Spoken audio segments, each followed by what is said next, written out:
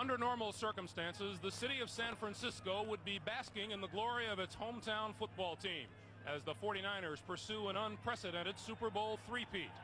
But these are not normal circumstances. And this week, the usual talk of games was abruptly replaced by the serious issues of war and peace. And it is against that backdrop that a sellout crowd of over 65,000 fans makes its way into Candlestick Park today. For them, and for millions of television viewers, perhaps the next few hours will offer a much-needed diversion that may serve in some small measure to lighten the load of what has been an emotionally taxing time. As you look at Joe Montana arriving here earlier, it's a reminder that the world was much different only a week ago when Montana led the 49ers past the Washington Redskins. Or Lawrence Taylor, who helped the Giants shut down the Chicago Bears. Today, they and their teammates meet for the NFC Championship, the George S. Halas Trophy, and a ticket to Super Bowl 25.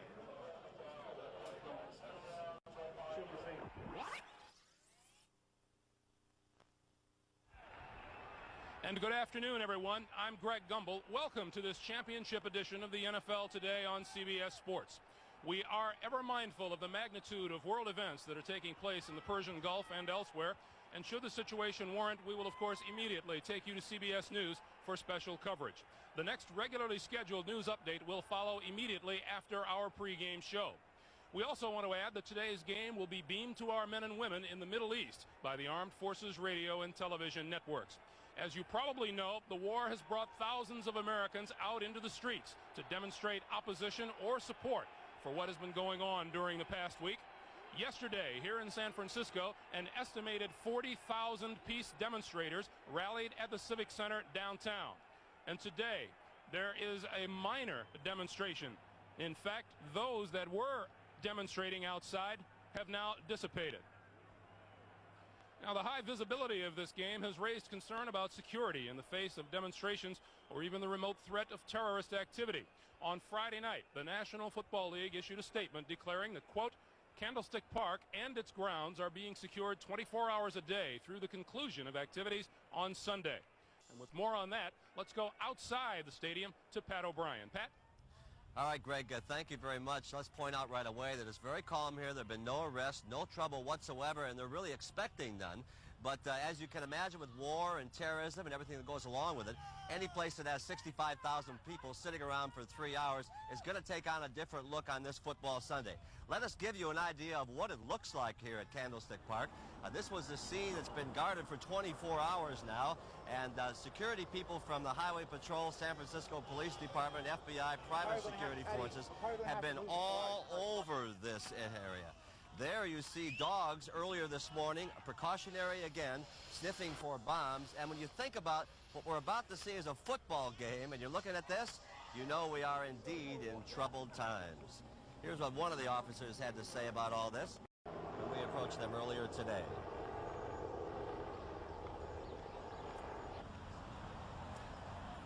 Security precautions all morning long here at Candlestick.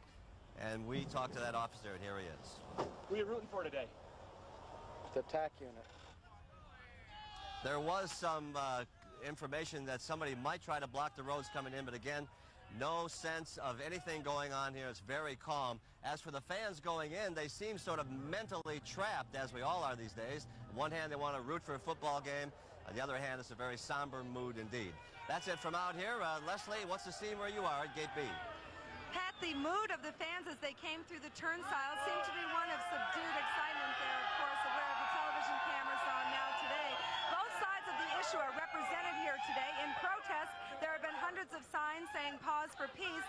In support, this is, after all, the area of the Silicon Valley where there are many defense contractors. People are wearing T-shirts saying, God bless our troops. I'm joined now, there are also security been going through the bags. I'm joined now by a couple of fans, Jeff and Terry Beach. Jeff, you both have sweatshirts on that say Operation Desert Shield. Why have you chosen to wear these today? Well, with all the demonstrations against the war, we decided that it's about time somebody showed some support for our troops. Terry, do you feel at all that it's a dishonor to play this game, a dishonor to our troops in the Gulf? Absolutely not. I believe sincerely that there are times in our lives where we need diversion, and this is one of them. And Jeff have also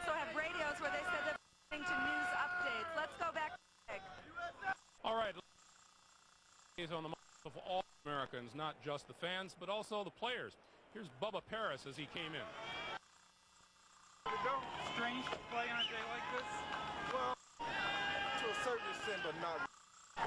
I feel a sense of necessity to play great ball. Thank you. I feel a sense of urgency to play great ball just to sort of duplicate the effort that I'm in on the field.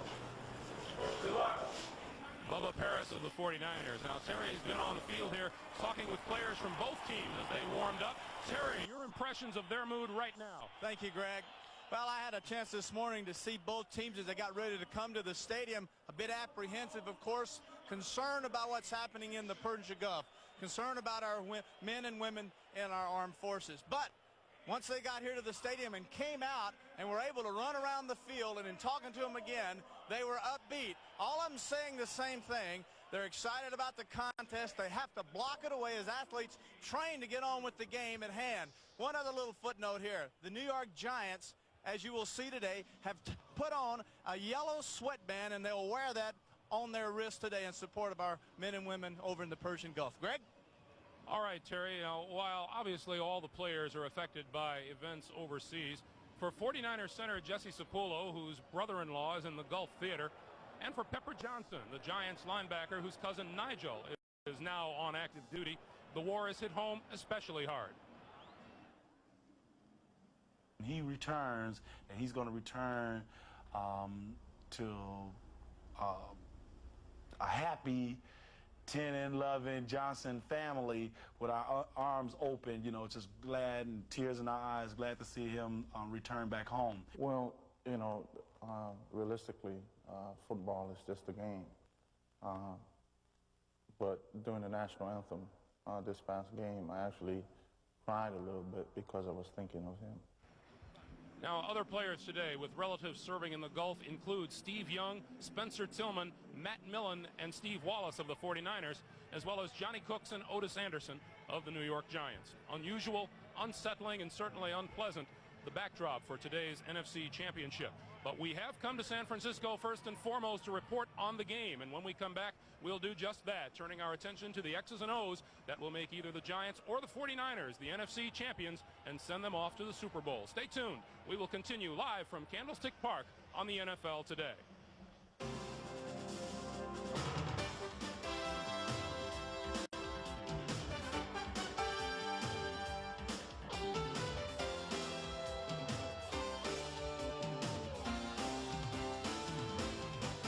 The NFL Today is sponsored by Alamo. There are over 4 million miles of roads in America, and with Alamo, all the miles are free. GTE. At GTE, the power is on. And by DuPont. Better things for better living. Now, as far as the weather is concerned, it is unbelievable. It's a great day for football here at Candlestick Park. The temperature is 60 degrees under blazing sunny skies with variable winds of between 10 and 15 miles an hour. Now, the field is dry and firm, and it's a fast track today. And, Terry, what does that mean? The fact that there are very light winds here, that's not usually the case at Candlestick. It's funny, I was talking to Matt Barr, the kicker for the Giants, Greg, when they were out warming up, and he said, Terry, this is the only stadium that and he's kicked in a bunch of them, but this is the only stadium where I have kicked and field goal in all 4 quarters and had the wind in my face. All right, Terry. Now, there is one other playoff game today, and the Los Angeles Raiders in Buffalo to take on the Bills. Forget it, folks. This one is over. In the 4th quarter, the Bills lead the Raiders 51-3. Jim Kelly has thrown 2 touchdown passes. There are 2.5 minutes to play. Jay Schrader, 5 interceptions.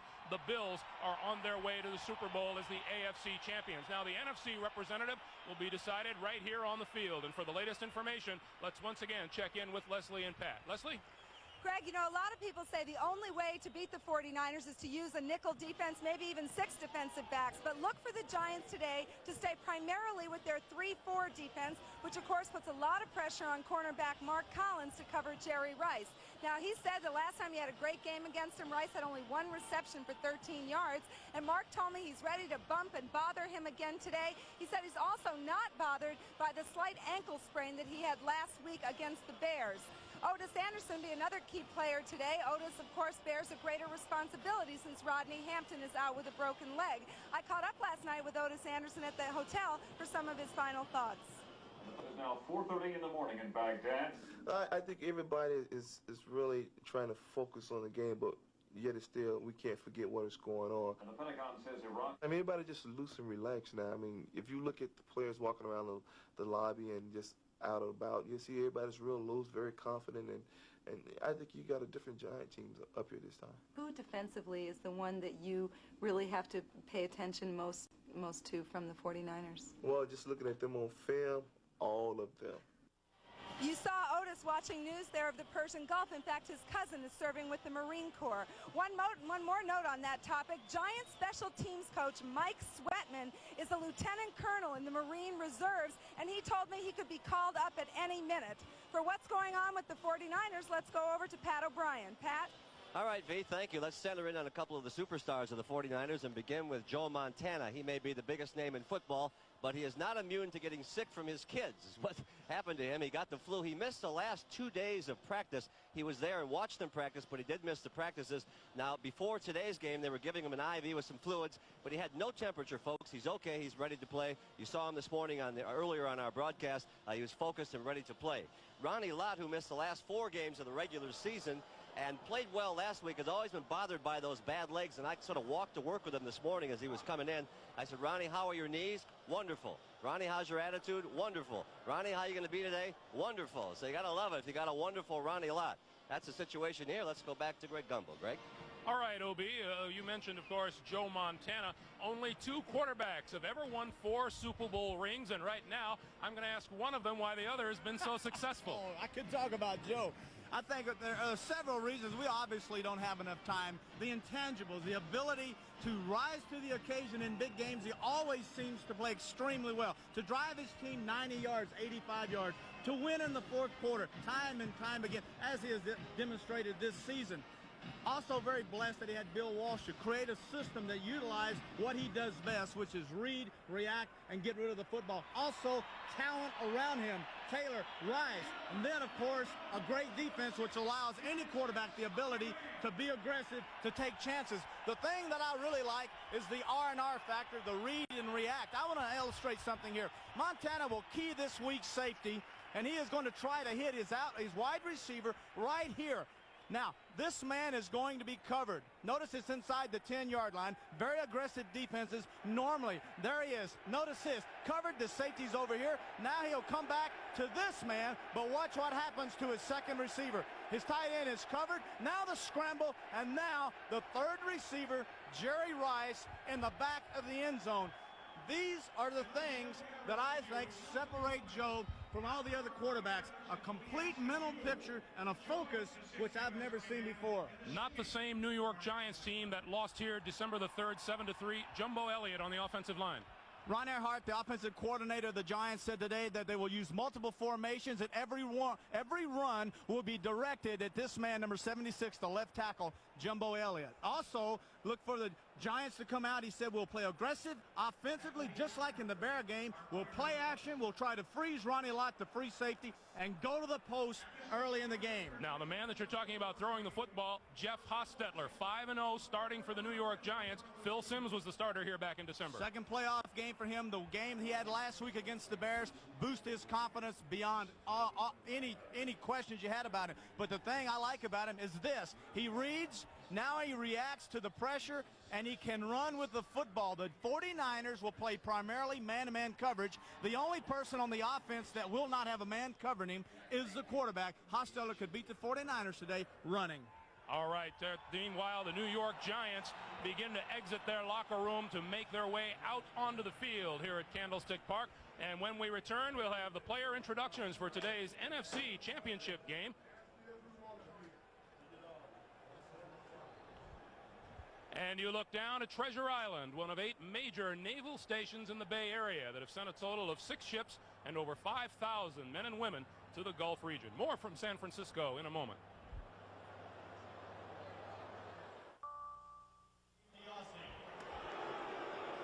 Back on the NFL today, the 49ers on the field. awaiting their turn for introductions. Meanwhile, it's all over at Rich Stadium in Buffalo, where the Bills have moved on to the Super Bowl with a very convincing 51-3 victory over the Los Angeles Raiders. And as we approach the NFC Championship game to decide who Buffalo will meet in Tampa next Sunday between the Giants and the 49ers, time to meet the 49ers starting lineups. For that, let's go to public address announcer Hal Ramey. Starting at strong safety from Louisiana State, number 47, Greg Jackson.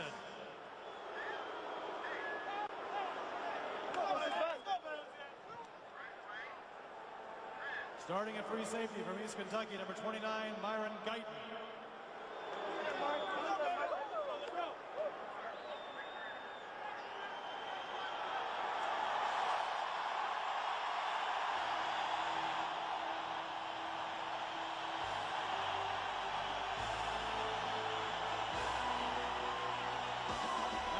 Gentlemen, introducing the starting offensive unit of the world champion San Francisco 49ers, coached by George Seifert.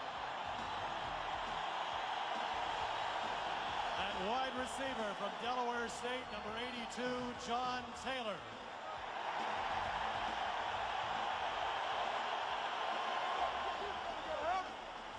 Starting at left tackle from Michigan, number 77, William Bubba Paris.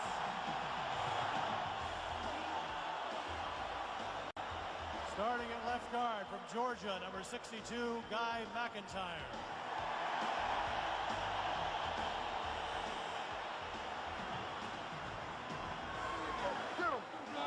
Starting at center, from Hawaii, number 61, Jesse Sapolu.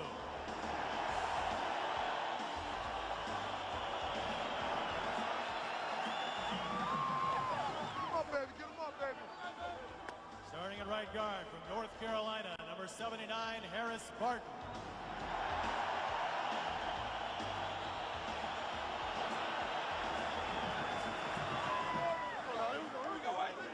Starting at right tackle from Auburn, number 74, Steve Wallace.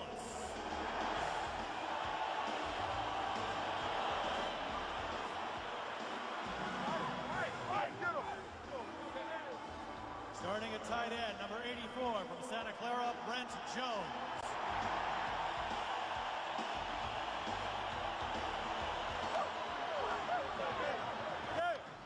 Starting at wide receiver from Mississippi Valley State, number 80, Jerry Rice.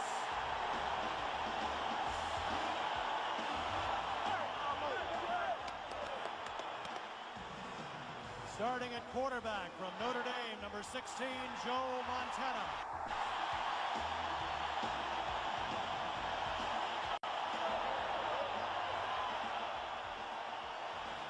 Starting at running back from Nebraska, number 33, Roger Craig.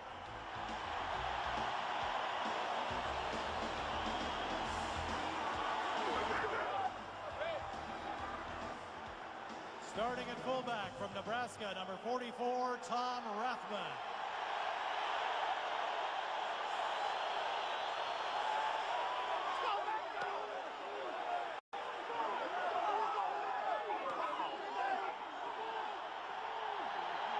And we will have more of the pregame ceremonies as we continue our countdown to kickoff live from Candlestick Park on the NFL Today. Let's go.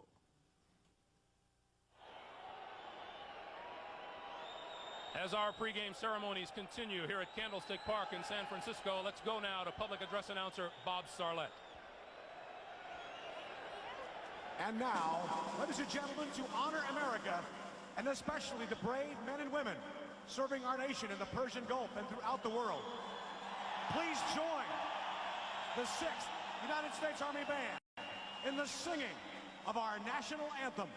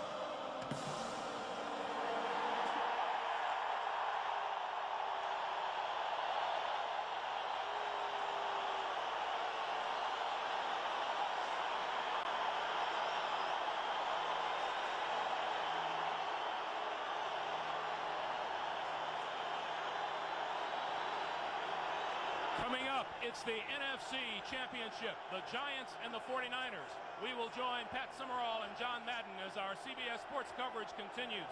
But first, we now have a special report from CBS News. Let's go to Dan Rather in New York. Thanks. From CBS News, here are the latest Gulf War headlines. The United States base at Dhahran, Saudi Arabia, has been attacked. Anti-missile Patriot ground-to-air missiles fired back. The United States says at least 2 Iraqi Scud missiles were destroyed. Saddam Hussein vows heavy fighting still to come. Baghdad television shows pictures of what it says are 7 prisoners of war. Bad weather scales back Allied air operations. The welcome all clear has been sounded tonight at the sprawling U.S. base at Dhahran, Saudi Arabia, following that biggest attack yet on the U.S. base in this expanding Gulf War. The Defense Department says at least 2 Iraqi Scuds were fired at the base and that both apparently were brought down by a barrage of 5 U.S. Patriot ground-to-air missiles. No word of any casualties or damage, but this story is still developing.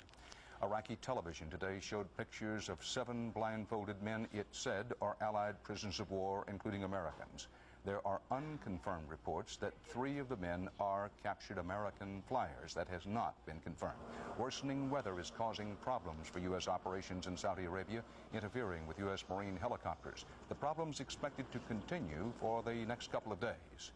Iraq's Saddam Hussein spoke on Baghdad radio today for the first time since the war began. He vowed the fighting to come will inflict heavy casualties on the Allies, he says. In Israel, Patriot missiles are now deployed in position with American crews in command for at least now. Since those missiles went into place yesterday, no word of any incoming Iraqi Scud missiles, not even any alerts. Now, we'll be back here at CBS News at halftime with a full report and updates as events warrant. Coverage of the NFC Championship game between the 49ers and the Giants will begin on this CBS station following these. When you're ready.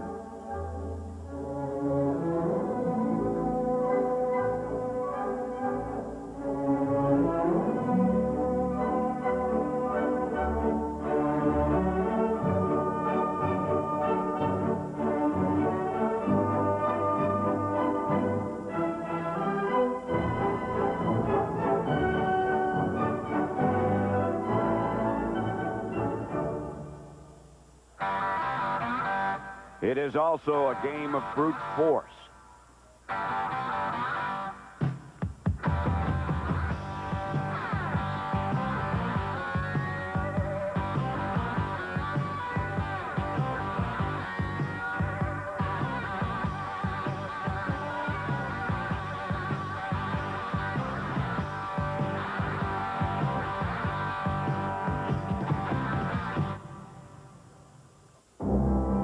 History awaits the San Francisco 49ers. A win today sends them to Tampa to attempt what no team has done before.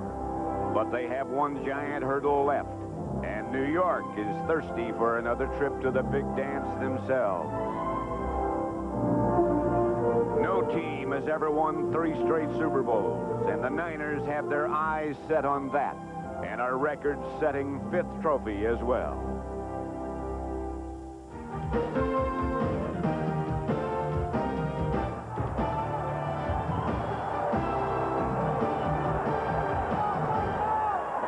NFC Championship, the Giants 49ers, just about set to kick it off. Pat Summerall here with John Madden. A bright, brilliant, sunshiny day in California. 49ers will receive, and we'll see who has the right to make that trip to Tampa to play Buffalo next week. Matt Barr will kick off for the Giants. Dexter Carter and Spencer Tillman back deep for the 49ers, looking into the sunshine as you look at one of the most dangerous men in this game of pro football, Jerry Rice, getting ready. And I wouldn't be surprised if they try and get the ball to Rice right off the bat on the first play deep. They said they were going to open it up and open it early. It's going to be Spencer Tillman. Barr's kickoff sail to the 15. He's cut down by David Whitmore. Joe Montana out 2 days, missed 2 days of practice. Will open at quarterback. That's in front of him. That offensive line, Paris, McIntyre, Sapolo, Barton, and Wallace. with Brent Jones, the tight end, Roger Craig and Rathman, the two runners. Rice and Taylor open as the wide receivers, but Brent Jones splits wide to the left, and Rice and Taylor are together on the right. Craig in motion, and Montana will air it out early. That looked like he missed 2 days of practice with the flu. Weak. The defense that Montana looks at will be Dorsey, Howard, and Marshall up front. Banks, Reasons, Pepper Johnson, and Lawrence Taylor, a fine group of linebackers. In the secondary, Collins, Walls, Guyton, and Jackson. 2nd and 10, 49ers from their own 26. Sherrard enters the game as a wide receiver to the left. Montana gets the ball out to Rathman. Pepper Johnson and Mark Collins converge, a gain of 7, but he paid the price. Well, you know, last time they played, the 49ers thought that they were too conservative, and Mike Holmgren said what he did is if Montana was throwing in rhythm and there wasn't anyone there right now, he had him just throw the ball away. Today he said they're going to open it up, spread it out, and he just told Joe, even though he hasn't practiced in the last 2 days, just do what you do best. 3rd and 3, and Harry Sidney is the lone setback, and now there are no setbacks as he goes in motion. Outside, John Taylor. Beg your pardon, Mike Sherrard. First down, 49ers, stopped by Wall. You know, I think if there's one big difference for the 49ers from that game they played the first time, it's having this guy back, Mike Sherrard. Because what you want to do is you want to stop Jerry Rice, you want to double him, you want to double John Taylor, and now they have another guy in there that if you do those things, then Mike Sherrard can still get you. You see what an addition he is when he's healthy and available.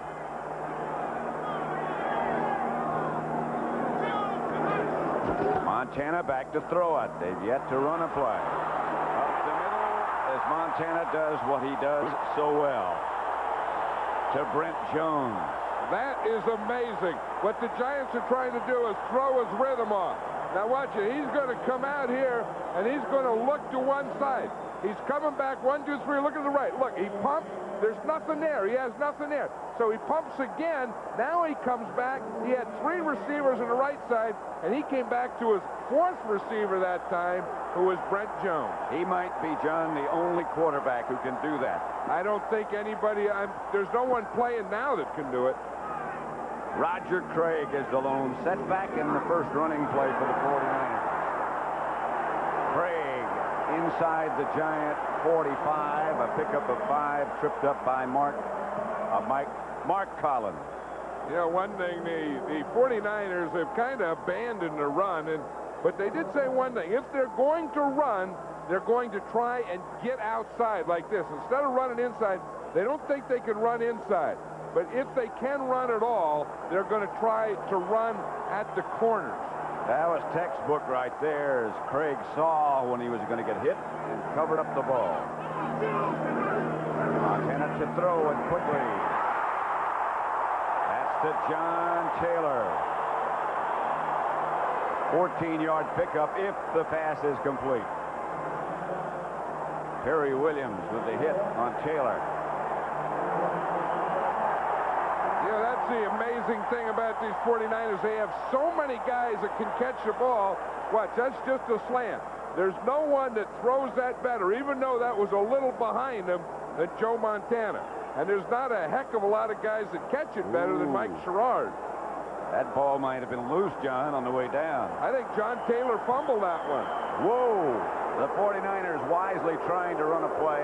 Yeah, they were trying to get up there. They're going to review that one because to have possession, John Taylor has to catch the ball and come down with both feet on the ground and control of the ball. And this ball is loose on the way down. Yeah, you'll see. See, that second foot hasn't gotten down, and that ball came out. They won't have to review that one too long. They haven't moved the yard line markers yet from the previous play. Jack Rader is the replay official up in the booth. They all look nervous, though, don't they? I beg your pardon, it's Tom Kelleher. Jack Raider. There it is. You see, he's looking up, on. and now down, and the ball is already out. And I think the 49ers were very much aware of that. And they tried to get off another play, and after that, if they're successful, it can't be reviewed. You know, the only other thing is the official could have blown the football before that ball came out. That's a possibility. Does he look guilty? No. I think John Taylor looks very confident and believes that not only did he catch that pass, but that he's going to catch a lot more of them today. Referee Jerry Markbright has just gotten the review. Further review, the play stands. The runner was down by contact on the field. The play stands, according to Markbright. And now another conference with the umpire. Well, you know, the thing that Joe Montana has done, he's thrown the 4 different receivers on this drive. No replay was allowed on this play because the whistle sounded when the runner was down by contact. Aha, you were right. That's what I thought. That was the other thing. See, that's the out that they have there where it doesn't even go to replay. If the official said he saw it, see, when his first foot or knee came down, he blew the whistle. So that puts all replay off. And it's first and 10. Craig hit by Taylor and Reason. He got 1 yard. I'll tell you, the other guy that was up there was the weak safety, Myron Guyton. The one thing about these Giants and this Giant defense, they all tackle well. I mean, and that's where Myron Guyton at the weak safety and Greg Jackson at the strong safety, 47 and 29, have really given them that this year. A lot of tough guys on that defensive unit. They tackle well, and they all get there. They pursue well. Montana has to unload quickly and does. To Jerry Rice in their first meeting, the one won by the 49ers. That's a loss of a yard. Rice only caught 1 pass.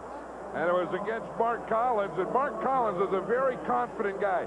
He believes the way you play Jerry Rice is you play against him physical. You make everything physical. Watch this hit here. If you're going to catch it, okay, but you're not going to make any yards. I tell you, Mark Collins is a very good corner, a very good cover guy, but he's a very strong player, a very physical corner. He plays with a great deal of confidence. Wilson and Rice. To the right. Montana just has to throw it away. As the Giants had the blitz coming, Reasons and Taylor right in his face. Those are the 2 things the Giants figure. You have to bump the receivers. Then the other thing is you have to get pressure, but pressure right up the middle. You see it right here, right up the middle, that makes him stop. Not be able to step up, not be able to run and buy some time, but makes him stop and step backwards and throw. Brings up a 4th down situation. The 49ers send in Kofer and Helton to hold from 47 yards out. That's just about his limit. Well, it doesn't look like it from that. That was plenty long enough, plenty high enough, and the 49ers get 3 on their first drive. They lead.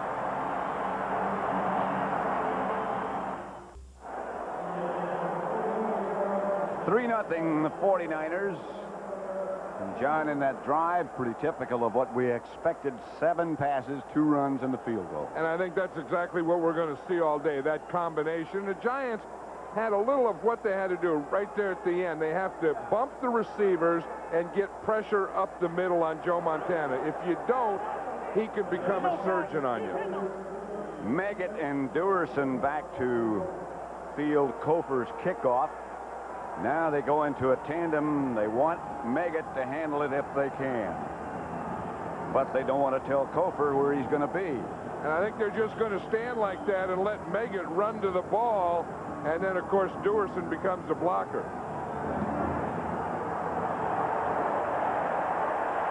Dewerson feels it and stays in the end zone. Jeff Hostetler, his 2nd playoff game. will open at quarterback for the Giants. Up front, Jumbo Elliott, Roberts, Oates, Moore, Riesenberg, and Bavaro, a man the 49ers fear. The runners, Otis Anderson and Maurice Carthon. The wide receivers, Ingram and Baker. 1st and 10 from the 20 for the Jeff Hostetler-led Giants. Phil Simms, of course, out with that ankle, foot injury. And Hostetler coming off an outstanding game last week against the Bears. Ingram goes in motion. Hostetler to work on 1st down. Flag on the play. The pass for Carthon incomplete. Holding. And not a very auspicious start for the Giants on their first possession. Holding, number 60, offense. Holding call against Eric Moore. And here is the 49er defense. Not given a lot of credit, but excellent. Those three very steady and very strong. Holt, Carter, and Fagan. The linebackers Haley and Millen, DeLong and Romanowski. And in the secondary, Pollard and Griffin. Dave Meggett, the lone setback, and he gets the carry. And Meggett struggles out for a gain of about 6 or 7. Here's Holt, made the stop. 2 49er safety men. Waymer and Lott open back there. Well, you know, when Rodney Hampton broke his leg last week, that brought David Meggett into another dimension in his offense. Instead of just being a kick returner and 3rd down runner, he is also going to be used as a 1st and 2nd down runner. Meggett came up and said something to Hostetler. 3 tight ends on the right side for the Giants. Hostetler gives to Meggett. Tries to get to his left, stopped by Fagan for no gain. Romanowski with the assist. You know, that's the idea. You see what happens is up here, you have the 3 tight ends on this side. But what the Giants are going to do is they're going to run to this side of Jumbo Elliott and try and attack Fagan here. Now, that's going to be a big job. Wherever they put their formation, they still want to run to Jumbo Elliott's side. But one of the best run defenders is that guy right there, number 75. 3rd and 13. Oates can't hear, so Hostetler gets up under center after beginning this play in the shotgun formation. Hostetler, and he can run. Pass is complete to Mark Ingram, and a pickup of 20 yards and a Giant 1st down. That's the added dimension of a Hostetler. That's the thing that Jeff Hostetler has to give him, because if you see right now, the receivers aren't open. In fact, they aren't even running much of a pattern, but now they see Hostetler moving, and then all Ingram does is just kind of come under control, show him his numbers, and Jeff Hostetler hits him. That was not a receiver reception. That was a quarterback buying time reception. 1st and 10, Anderson in the backfield now as the lone setback. And O.J. The fake by Hostetler to Anderson, caught by Bavaro. A gain of 7. Yeah, the Giants talked about doing the same thing that they did last week, and that is throwing on 1st down. Now, this is a bootleg. You see, Anderson is going to start to his left. See Hostetler fake there? Now, the runners go to the left. Now, Hostetler fakes it and brings the ball out to the right. So it looks like it's a run, but no, it's a pass. He gets out here, breaks containment, and finds his tight end. 2nd down and 3. Giants up to their own 44. This is Meggett. And Meggett. Strong run by David. Picked up 5 yards, stopped by Darrell Pollard. Hey, I think David Meggett is going to earn his check today, Pat, because as we said, he's not only the kick returner, the special teams guy. We know that he's their number 1 3rd down receiver, and now they're using him a lot on first and second down running, trying to get the ball outside so the 49ers just can't pack everything inside. Meggett split wide to the left this time. Here's Hostetler back to throw it. Looks right, throws left. Intended for Ingram. He is hammered by Ronnie Lott. Just a reminder that I'm still here. He's the guy that lifts this whole team.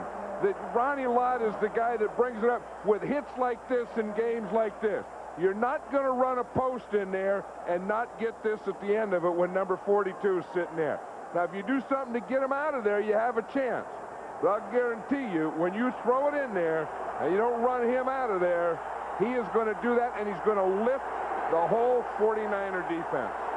2nd and 10.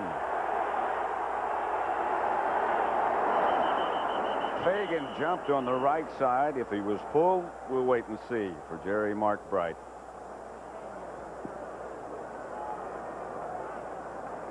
Encroachment foul, number 75. No, he just encroached. 5-yard penalty, 2nd down. I think he was going to come on a stunt. You know, he was lined up on Jumbo Elliott, but he was going to stunt to the inside, Kevin Fagan was, and he just got a little jump on it. You'll see him, he's up here on the right there, and then what happens, he's going to take the inside. So he knows that he has to hit that inside gap. You see him? So he's trying to hit that gap between the guard and the tackle. Hoping to occupy 2 men and free a linebacker who was coming behind him. That's what he was trying to do, and he just jumped too soon. Here's Hostetler back to throw it. Gets it upfield quickly to Stephen Baker. Stopped by Waymer, but that should be enough for a Giant first down, a gain of 9. You see Stephen Baker jump up like that. When you only weigh 155 pounds, and you're playing in the National League, National Football League, and you get knocked out, you have to jump up quickly and like, hey, you can't hurt me. You know, that type of thing. Stephen Baker's been doing that all his life.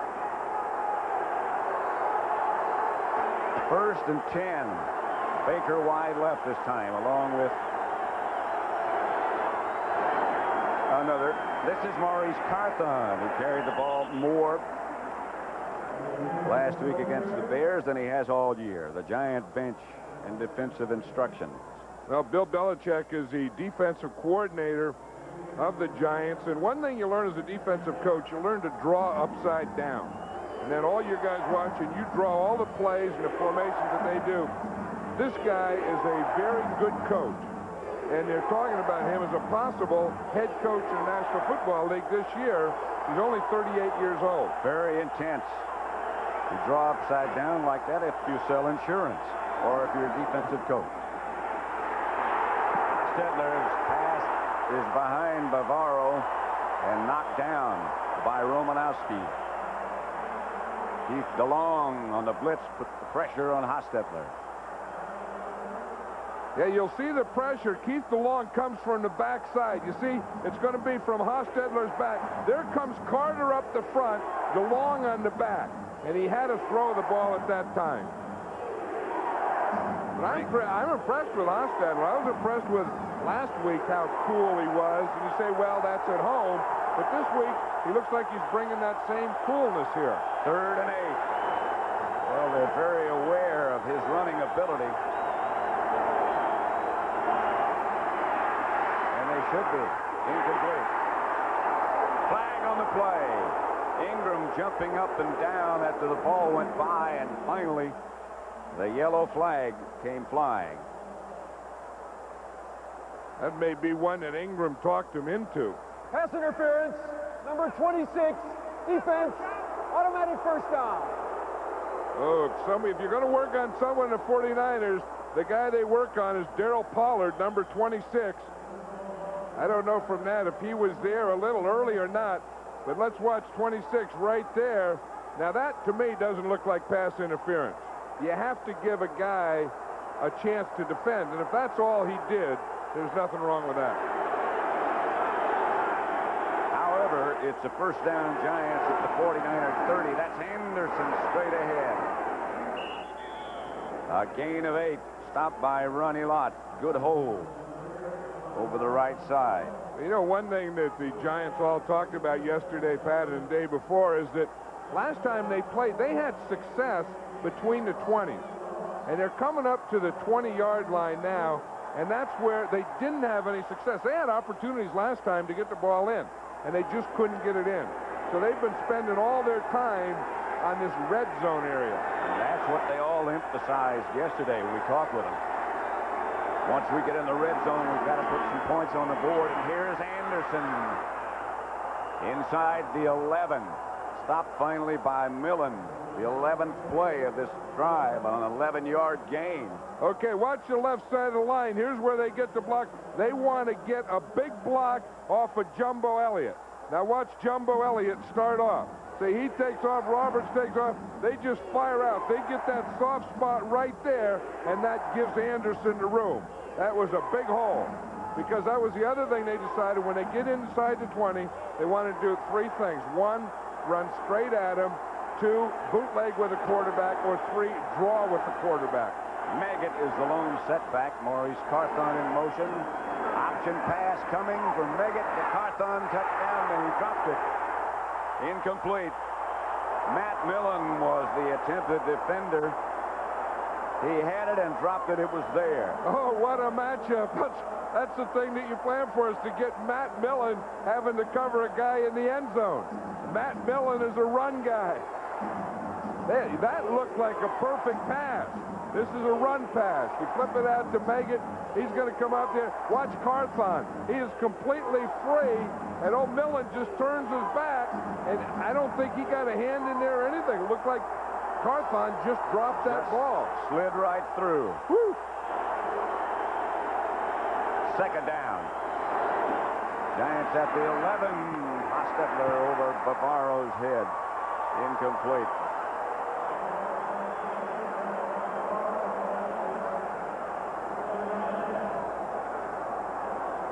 I think this is a thing that the Giants need a play here, because that's all they talked about, is that haunted them last time, that red zone, the 49ers defense being so good in there.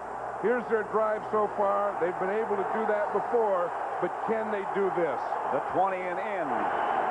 That red zone they keep talking about. 3rd and 10. They can make a first without scoring. Out of bounds, incomplete. Ingram, the intended receiver. Pollard was the 49er cover man.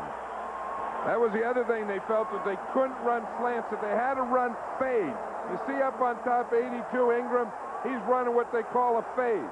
Now that ball should be thrown towards that cone more. Now what Ingram's arguing is that he was pushed out of bounds, that he caught the ball, and if he weren't pushed, he would have been inbound. Matt Barr from 28 yards away with Hostetler holding. Some doubt during the week whether Barr would be able to make it. His field goal is good, and this game is tied at 3 with 2:41 left to play in the first quarter at Candlestick.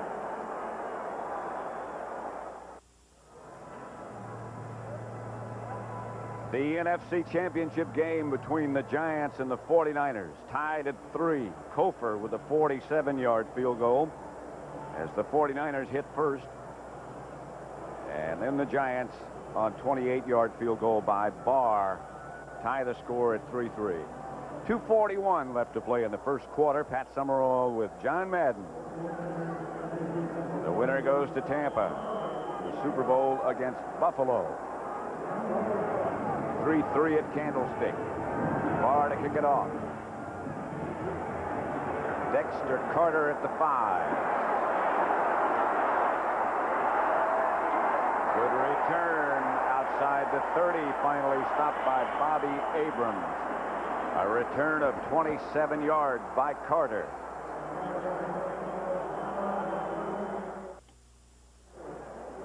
The NFC Championship game tied at 3 between the Giants and the 49ers. 49ers have the ball at their own 33-yard line, 1st and 10.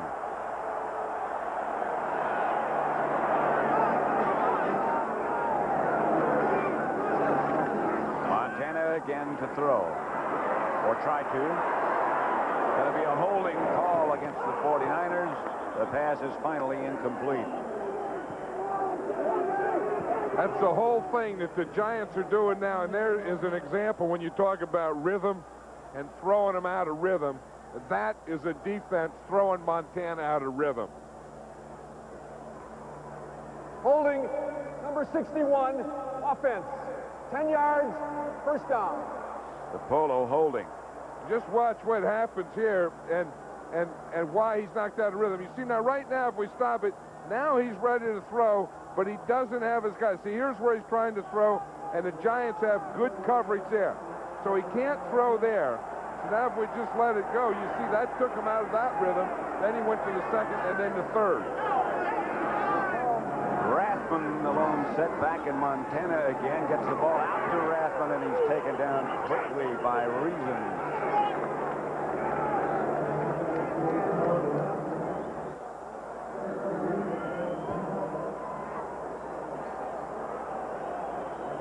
Yeah, if you look at the end of the last play, watch that. That ball was almost intercepted by Everson Walls. It went right through him. But how about that tackle by Jerry Rice? Jerry Rice, yeah. We know that he can run and catch and do all that, but that was a pretty good tackle. Loss of 4 on that pass completion. 2nd and 24.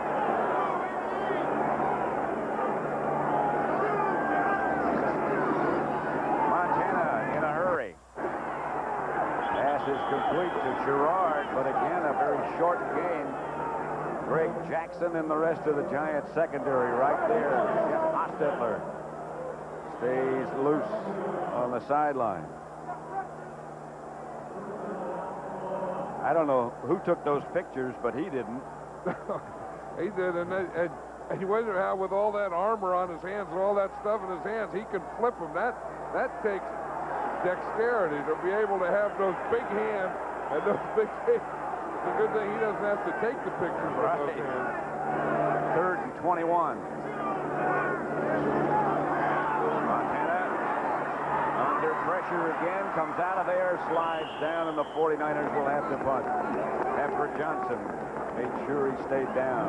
The Giants, I was just saying, the Giants have done an excellent job. They've done an excellent job of throwing Montana out of rhythm on this series. That they didn't let him throw the ball. They didn't have anyone open. You see Steve Wallace here blocking against Lawrence Taylor. He does a good job, but the other guys didn't give Montana any lanes to throw in. Maggott back deep. Barry Helton, who was punting extremely well in the pregame warm-up, back to punt for the 49ers. That'll stay up there a long time. Maggott will handle it, however. He does. Giants will take over at their own 44. Mike Wilson made the stop. That's the end of the first quarter with the score, the 49ers 3, the Giants 3.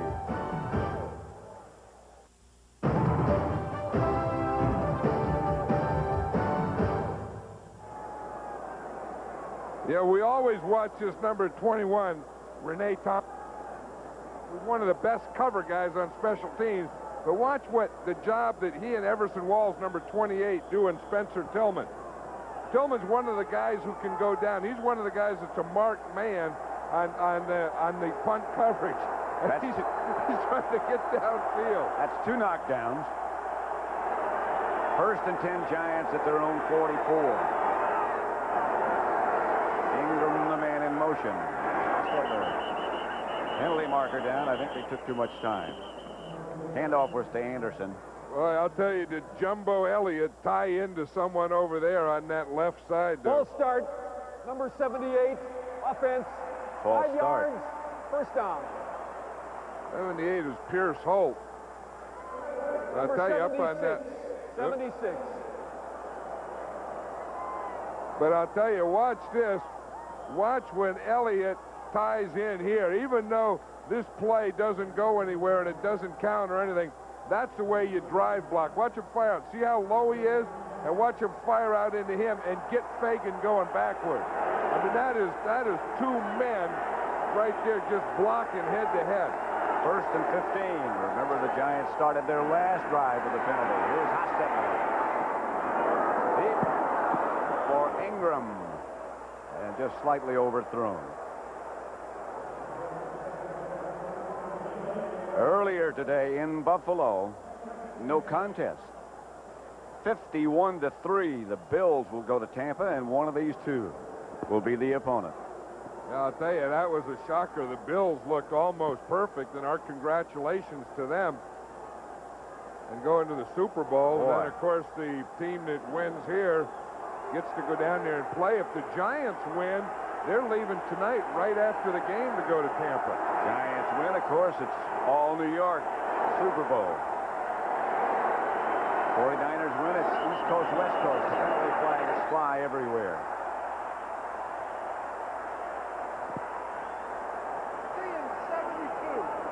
False start. False start again. You know, that's one of the things they were talking to us about yesterday, that Hostetler's count, his cadence is difficult to get used to. You see what happens here? I think Ronnie Lott is up here faking a blitz, and I think that will take an offensive lineman more and make him a little nervous. You see him move there, and he moved when Lott got up to fake, and then Lott moved out. Eric Moore moved. 2nd and 20.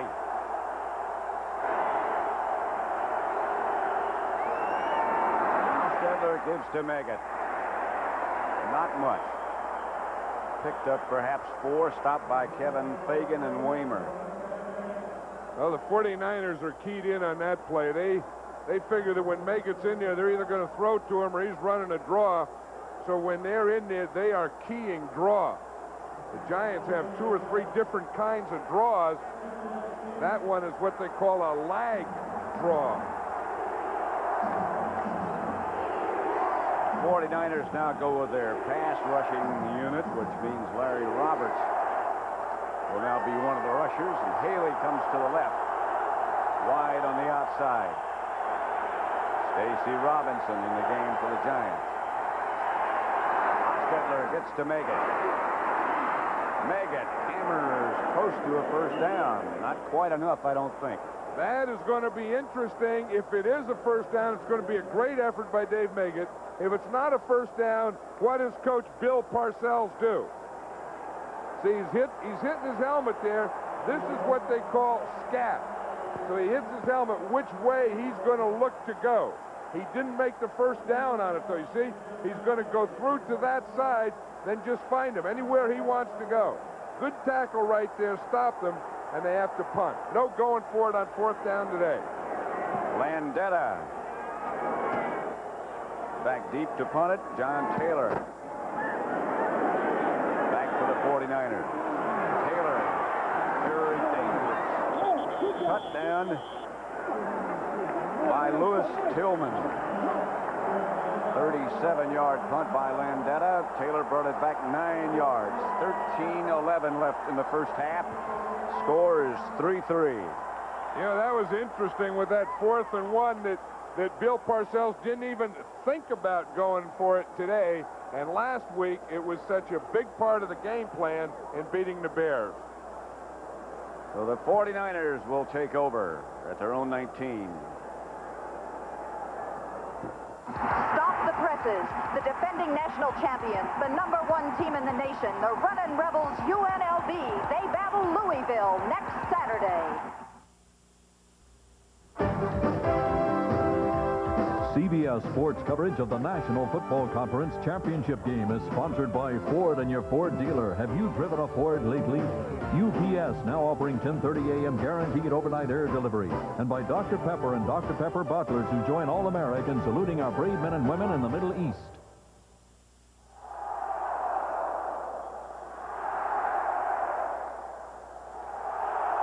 Back, you look at Candlestick, but right now let's go back to New York with CBS News and Dan Rather. Second time today, the big military base at Dhahran, Saudi Arabia, apparently under Scud missile attack. The U.S. Defense Department previously confirmed that 3 Scud missiles were knocked out of the sky in Saudi Arabia by Patriot ground-to-air missiles. Now, another attack. We go to Scott Pelley, our man in Dhahran. Scott? Dan, the air base here in eastern Saudi Arabia is again under attack. I apologize for the audio portion because of the gas mask. However, we have been told by Saudi authorities that we must have our gas masks and our gas suits on. Apparently, there is reason to believe that gas has been used. We do not have confirmation of that, but we have been told to use our suits as a precaution. In the last few minutes, we have seen 2 Patriot missiles launched against incoming missiles. We do not know whether they were successful in bringing down the missiles. I believe we are hearing sirens again. The air base here is under attack. Dan? Scott Pelley in Dhahran, Saudi Arabia. Now, make sure you understand what we know and we don't know. Previous attack, 3 Scuds knocked out of the sky. This is a new attack. We do not know whether any of these Scuds has actually hit any place in Saudi Arabia. They may have been knocked out of the sky. We do not know what kind of warheads they contained. We'll keep you posted as the game goes along. Now back to the 49ers and the Giants. All right, Dan, back at Candlestick Park. It's 3-3. You haven't missed a play as yet. And just a reminder that as the news develops, we'll be switching back to CBS News from time to time if there are developments. On first down, it's Rathman over the left side. A pickup of 5 yards. Eric Howard tripped him up. You know, the one thing, remember last time, Pat, what the Giants did on defense is they used 5 defensive backs or nickel the whole time. This time, they're playing Carl Banks here. This is where they played Jackson last time. So now they're playing their regular 3 linemen, and then they're playing Gary Reasons because he's a better pass defender. But they're not playing nickel on regular downs. They're playing a lot like they did, but with Carl Banks. Now a second down. Pepper Johnson stopped Rathman after a gain of 12 and a 49er first down. That's the thing with, you know, we're talking to Bill Belichick last night, and he says that you have to take away Rice, you have to take away Taylor, and if Montana's going to beat you, then he's going to beat us with guys like Rathman catching. Rathman, Jones, he said. He doesn't feel that Rathman and Jones catching the ball can beat you. He feels that guys like Rice and Taylor are the ones that you have to take out of the game. First down, Montana. To Jerry Rice, who almost broke it. Myron Guyton made the stop. You see that little move that Rice made after he catch it?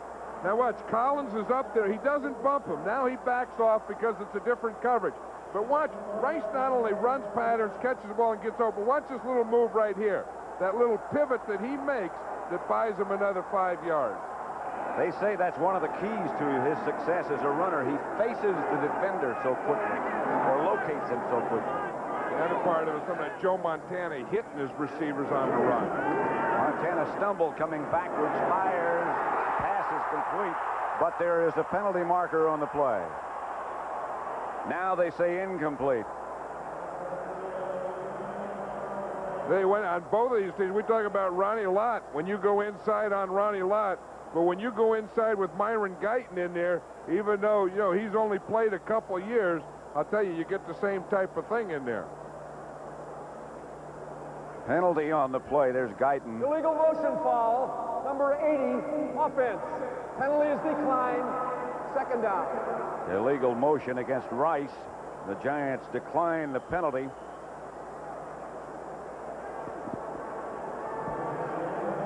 Three ties. 2nd and 10. San Francisco at their own 47.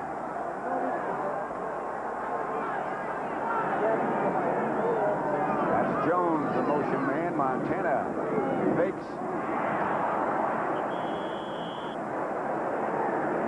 And hits Jones, a gain of 7. Myron Guyton.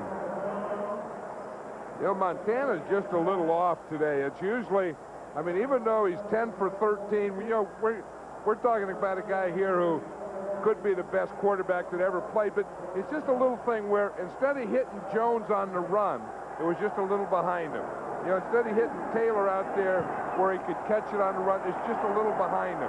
And it's just, you know, we're only talking about fractions here, but those fractions can make a difference. In his case, it certainly can. Flag on the play. Everything seemed out of sync. Well, the guy that looked like he was out of sync is number 70, Leonard Marshall there. He and Big Bubba Paris kind of ballooned together. That's a good description. Ball start, number 62, offense. 5-yard penalty, third down. Oh, it's Guy McIntyre that causes the thing. You see, he does that because he sees Taylor coming, so he jumps, and then boom, he comes and runs into him. So the whole thing is called by 62. You see, there goes Taylor. He jumps. Oh, I think Taylor was in that neutral zone. This Guy McIntyre really held it pretty good. I think Guy McIntyre was okay. I think that should have been against the Giants. 3rd and 8. Montana back to throw it, going deep. Incomplete. Intended for Rice. Collins right with it. There is one confident cornerback. He loves to play against Jerry Rice, and he's tough on Jerry Rice. You see, he likes to play him physical. He feels that he can get up there, that he can bump him around, and then that if he does get by him, that he has enough speed to run with him. When you have confidence and ability, you have the makings of a pretty good corner, don't you? And that's what Mark Collins has. Those are his two biggest ingredients. Helton back to punt. Meggett back deep for the Giants. They were out working on this yesterday as Meggett will be looking right into the sun. High kick handled by Meggett. Up to the 20. Stopped by Romanowski. 41-yard punt, 10-yard return. It's 3-3 at Candlestick.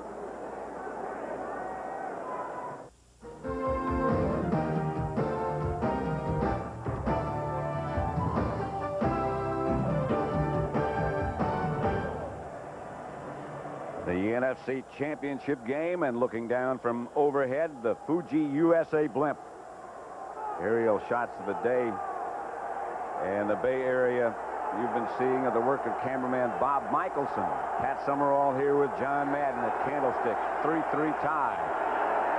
Giants ball at their own 20. Jeff Hostetler digs over the left side to O.J. Anderson. Picked up perhaps 3, stopped by Pierce Holt and Michael Carter. Tell you, the Giant, you see the defense over there talking. They're sweating a little more than they have been the last few weeks. You know, they've been finishing up back in the East Coast where they have snow and blizzards and stuff like that. And they have to come out here in this weather, and I'll tell you, the conditioning will get to them a little in that second half. It sure will. 2nd and 7. Meggett and Carthon now, the two runners behind Hostetler. And this is Meggett. And Meggett knocked out of bounds at about the 27 after he broke one tackle. Matt Millen knocked him out. Well, you know, they tried to run inside, and they couldn't get Carter inside, so now they're going outside, and they're going to have trouble right here getting Charles Haley. Charles Haley, one of the best pass rushers in the league, but he's also a good player against the run.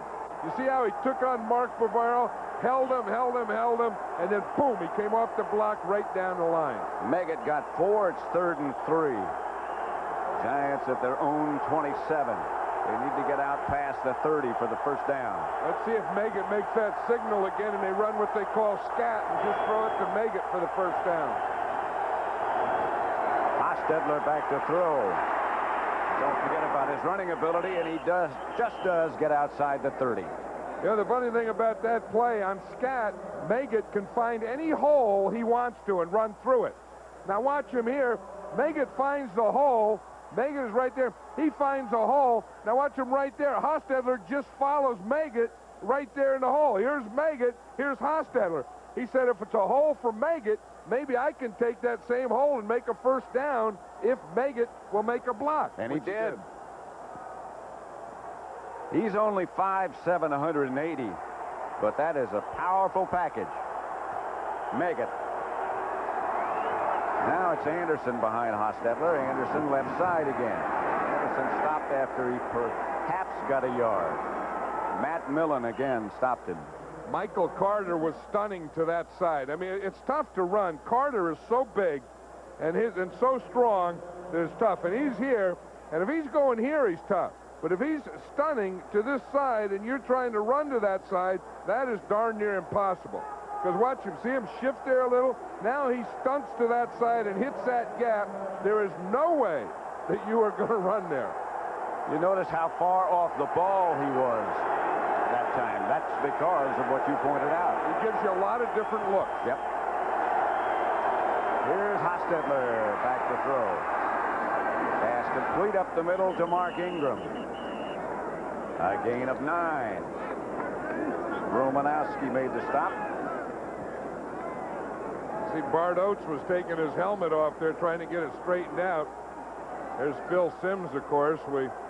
He still has a cast. We saw him yesterday at the hotel. He was going into a workout room. I don't know if he can ride a bike or whatever, but you can see that right leg has a cast on it. That's sort of a mystery ailment. Seems to be more serious than they originally thought. Anderson trying for the first down. Maybe, maybe not. Again, so much of the story last week when the Giants beat the Bears was that 4th down. Again, what does Bill Parcells do here if it is 4th down? I think in this game, in this situation, if he doesn't get the first down, I think he punts it here. I think he does too. I think he has to. Well, he did last time, and he had better field position. Well, have they measured yet? No, they're bringing the sticks out right now to measure. Boy, this is a tough one. This is if you get it, then you're happy, but if you don't get it, it's hard to leave it there. They get it, so it's all academic anyway as far as decision making. Sorry, Bill. We don't want to put the pressure on you. That'll let the air out of a coach. Still 3-3. 6:01 left in the first half, now less than 6 minutes. Harris Barton, a very capable offensive lineman. That's Mike Pope talking with some of his pupils. You notice that the coaches don't even watch. A defensive coach doesn't watch the offense. The offensive coach doesn't even watch the defense. Hostetler. He has Bavaro. Bavaro into 49er territory. Boy, you ask Ronnie Lott what you have to do to stop the Giants, and the first thing out of his mouth is we got to stop that guy. I'll tell you, and he has a lot of respect for Bavaro. And watch what Bavaro does right at the end here. He's going to come right in the middle of the screen. How he just kind of turns his body there. He had it, then he just turned to the outside, and that was a perfect pass by Hostetler. A gain of 13. Bavaro was a very physical player who has turned into an intelligent player.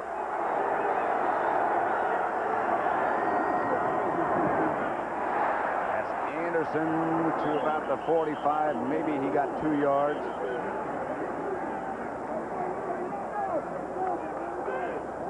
It's tough to run in the middle of that defense. You see they got Bird in there. Matt Millen is straight up on the line. You see that time to guard. Millen's going to hit that guard, so they have a whole red front right up there when Anderson gets to the line of scrimmage. I mean, one thing about Matt Millen, he may not be able to cover the passes or the wide things or do a lot of things, but one thing he can do is play the run right at him. The owner of the 49ers, Eddie DiBartolo. What a job he's done since he took over. Flag on the play, the pass complete to Baker, but a penalty marker down. 6-yard gain. You know, we are seeing very good defensive football here. We're seeing crisp football. We're seeing hard hitting, good tackling. That's a penalty there against the 49ers, but this isn't one of those things that is just conservative offense. This is defense making the offensive look conservative. Well, these are two very good defensive units. George Seifert 2-0 against the Giants. You think about the Giants, you think almost immediately of defense. But the 49ers defensive unit is certainly among the elite. Gary Markra explaining. Illegal hands to the face. Number 96, defense. 5-yard penalty. Automatic first down. Penalized from the line of scrimmage. 96 is Dennis Brown. You'll see him right there where he hits up to the face mask and then just drives his guy to the ground. I don't know, in the old days, that was pretty good football. That'd be fine. When you could take a guy and give him a ride like that. He just took Eric Moore, and he did get a piece of his face mask, but Dennis Brown just took Eric Moore and put him right on his back. 1st and 10, Giants. Pitches back to Megan. And Megan cuts it up near the 30. A gain of 8 before he's tripped up by Keith DeLong. One thing we were talking to Bill Parcells yesterday, he said that he wants to hit Megan at the edges, which means outside. He wants to run Anderson straight at him on no delays and then hit the edges of the offense, hit the edges with Megan. 2nd and 1 at the 31 of the 49ers with 3 minutes left to play in the first half. Anderson and Carthon behind Hostetler. Maurice Carthon barrels down to about the 26, first down. Matt Millen made the stop. I'll tell you, that giant lion is firing out now. Watch him here. The ball is snapped. Boom. They just all get on there, guys. Just start that pile going backward. Very good by Jumbo Elliott, Jim Roberts, and Bart Oates. Yeah, I think Elliott, Jumbo Elliott had a broken leg there earlier in the year and didn't even know it, he said, until he was practicing, and said some of the guys said they could hear his leg popping in the huddle. Well, I better get a picture of it. It was broken. Yeah, the figure something was wrong. The throw is to Bavaro, who leans for a gain of 2, stopped by DeLong. Right now for a special report from CBS News, here is Dan Rather in New York. Thanks, Pat. We'll be getting back to the game very quickly. Events in Saudi Arabia are unfolding with a missile war over Saudi Arabia. Dhahran, Saudi Arabia. Let's show you some videotape. 2 incoming Scuds. Patriot ground-to-air missiles knocked them both down. There's one. Boom. Down goes the Scud. Now watch right-hand part of your screen. Coming up. Boom. Down goes the second Scud. Now, this would make a total of it. This is new tape of the same thing. Now, Dhahran has been under Scud attack confirmed twice today. So far as can be determined, repeat, no chemical weapons. None of the Scuds have been, that we know of, have been successful. A report in Riyadh, which is the capital of Saudi Arabia, about thunderous explosions there, but no confirmation that Scuds have hit there. Dan Rather, New York. We'll have more later. Now back to Pat and John.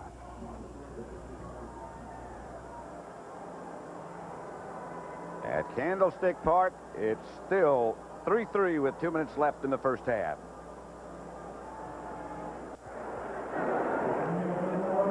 We missed one play, which was a loss of 2 on a run by Anderson. Again, they tried the left side unsuccessfully. It brings up 3rd and 9, and a limping Keith DeLong heads for the sideline. And again, it's not really the red zone. We call the red zone that area from the 20-yard line in. This ball's just inside the 25, but to me, it's that same area. When you get this close, you're still talking about the red zone, and this is the area that has really haunted the Giants in their games against the 49ers. You can see the last game against the 49ers, they were in there twice, and they couldn't get a score. Timeout. This time, so far, they've been in there, and they had to get a field goal. Timeout, Giants.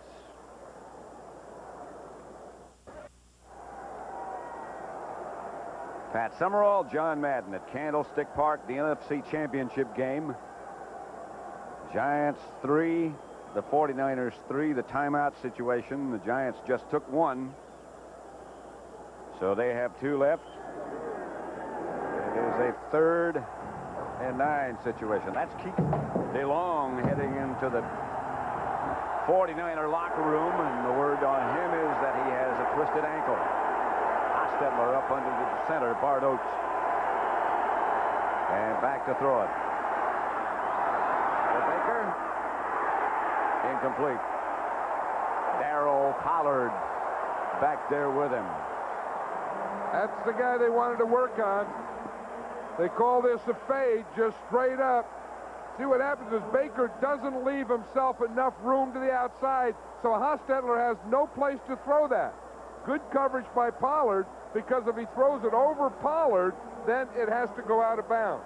You see, Baker should have left himself a little more room to the sideline. Far from 42 yards away. Far enough and good. And so the Giants take the lead 6-3 with a minute left first half. Tonight, right after the post-game show. Then it's Murder, She Wrote, followed by Lonesome Dove, Part 1. Giants kick off. Dexter Carter knocked out of bounds by Mark Collins. 27-yard return. 49ers take over.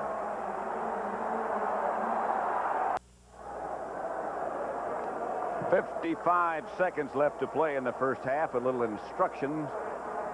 Jim Burt, of course, is number 64. Fred Smerlis. The scoring drive so far. San Francisco 10 plays. They got a field goal. Giants 15 plays. They got a field goal. And then the Giants again with a long time-consuming drive and a field goal. They lead 6-3. You know, you could look at that and say, well, what does that mean? You know, that the offense hasn't been able to do anything. I look at it that that's great defense. You know, you always say, what's the most important thing about a defense? Not letting the other team score points. Montana back to throw it, and goes to Rice. They have all 3 of their timeouts left. Reasons made the stop on Rice after a gain of 19 yards.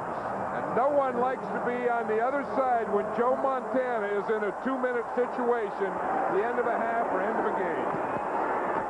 And Montana is going to take off with it. Slides at the 40. Pickup of 7. And now the 49ers use a timeout with 26 seconds left.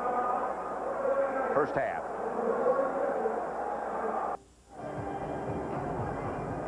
Six to 3, the Giants lead the 49ers. 26 seconds remaining. The 49ers with the ball. They have 2 timeouts left, 2nd and 4. Montana is the 49ers leading rusher, 2 carries for 9 yards. And back he goes again. Quickly outside to Craig. Craig out of bounds at about the 36-37 by Perry Williams. Picked up 5, a 49er first down, and stops the clock. You remember when Roger Craig used to be a big part of that receiving corps, and that was the first pass that he's caught so far, and there is a flag down there.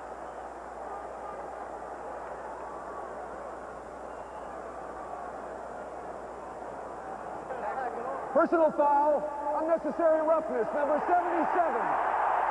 15 yards from the... Eric Dorsey is number 77. Parcells is very upset.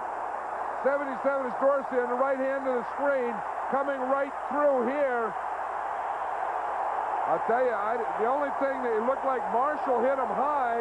I don't know. The only thing I could see that they could have called on Eric Dorsey was going low for the knees. And he was falling down. But, I mean, that looked like a normal pass rush. I mean, 2 ends meeting at the quarterback. 1st and 10. Craig goes in motion. They're in field goal range, or they were. Leonard Marshall and Lawrence Taylor.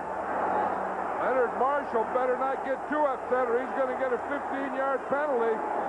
He came wheeling around there, and then he jumped up and took a punch at Bubba. Worth another look, certainly. Well, watch him. He'll come around down here in the bottom of the screen. He takes it inside. Bubba Paris just missed him.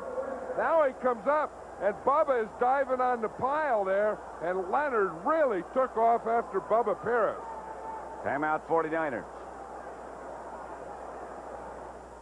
If you've ever wondered what it's like to experience the Bavarian Alps, you don't have to go there to find out. Just head for Vail, Colorado and the Sun and Alp Hotel. And you'll get a taste of champagne powder snow and the richest Bavarian cream pie this side of Innsbruck. So if you go, get your skis waxed up and put your Visa card down. Because at the Sun and Alp, they take fun seriously, but they don't take American Express. Visa, it's everywhere you want to be.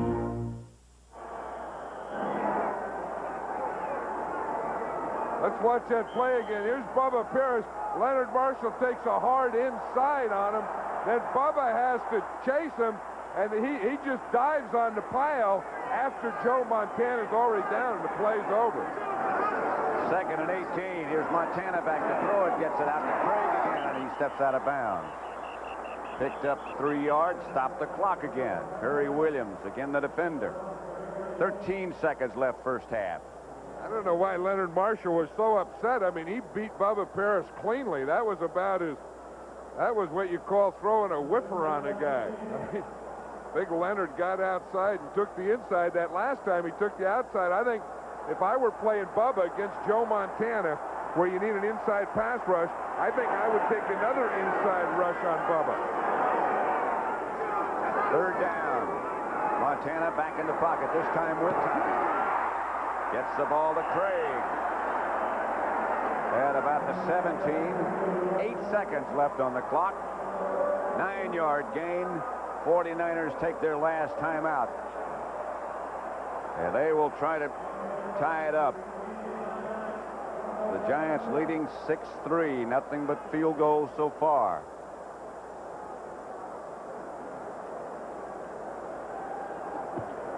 Yeah, you think of the last time they played on the Monday night, the 49ers winning that game 7-3. This is the same type of game, a very intense game, and excellent defenses by both sides. You know, I mean, they say bend a little but don't break.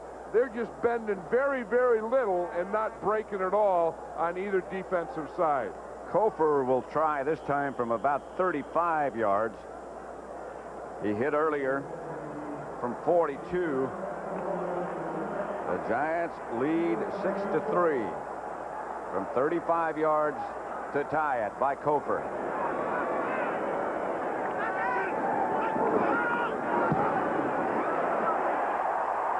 And that'll do it.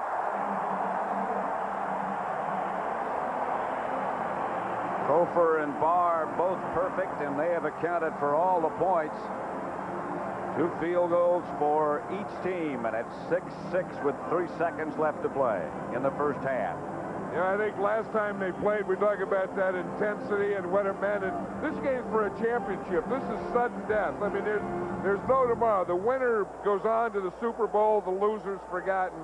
And everything is here to say you can't afford any little mistake. And I think that both teams came in offensively, and they wanted to open it up more and do things, but maybe the defenses are just too good for them to do it. And I think you lose sight sometimes. That other game, the 7-3 game in the regular season, was just indeed that, a regular season game. You had another chance. You had 2 or 3 more chances. But in this case, as you point out, there are no more chances. You know, and talking to the players, they all feel that, you know, you take a Super Bowl for granted. You know, you get there and you say, geez, it's good to be here in the Super Bowl. But then as you get older, you start to thinking, I have this chance. I may never get another chance the rest of my life. And this is it. And now it's going to come down to another half. I mean, the whole season is going to come down to the second half of this football game. And the younger players, to a man, say, we want this championship for the guys who may never get another chance. Bouncing kickoff by Kofer. Fielded safely by the Giants. Returned by Howard Cross. That's the end of the first half. With the score, the Giants 6, the 49ers 6. And then a report from CBS News when we come back.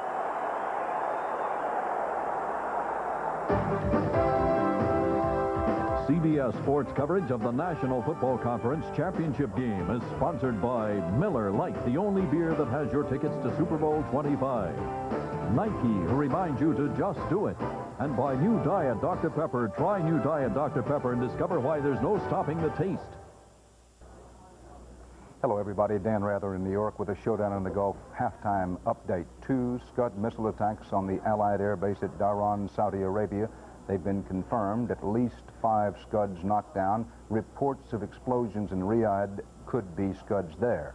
Captured Americans speak on Iraqi television. Weather hampers the Allied bombing blitz. Saddam Hussein vows war will continue on a larger scale. Now, a few details. New Iraqi missile attacks tonight on the big U.S. air base at Dhahran in Saudi Arabia and possibly at the Saudi Arabian capital of Riyadh. Scott Pelley is in Dhahran. Scott? Dan, we hear sirens in the distance. Within the last few minutes, this base has been under missile attack. The second time tonight that we have had Scud missiles inbound. We now have videotape of American Patriot missiles flying into the air, apparently to knock down those Scud missiles. So far, we do not know what effect they have had. CBS News correspondent James Hattori in Riyadh, the Saudi capital, says he has heard 4 or 5 explosions. Those explosions might be attributed to the Patriot missiles that make quite a noise when they take off.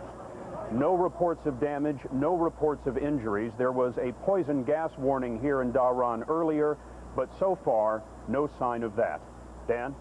Scott Pelley. There has been some ground action today. Military censors give us no information on that. The Iraqi government tonight showed pictures of what it claims are 7 Allied prisoners of war, including 3 Americans. It also had interviews with some of the captured airmen. We have some of that audio tape from Baghdad broadcasting facilities now. An Iraqi announcer asks one of the captives, believed to be an American, if he has a message for home.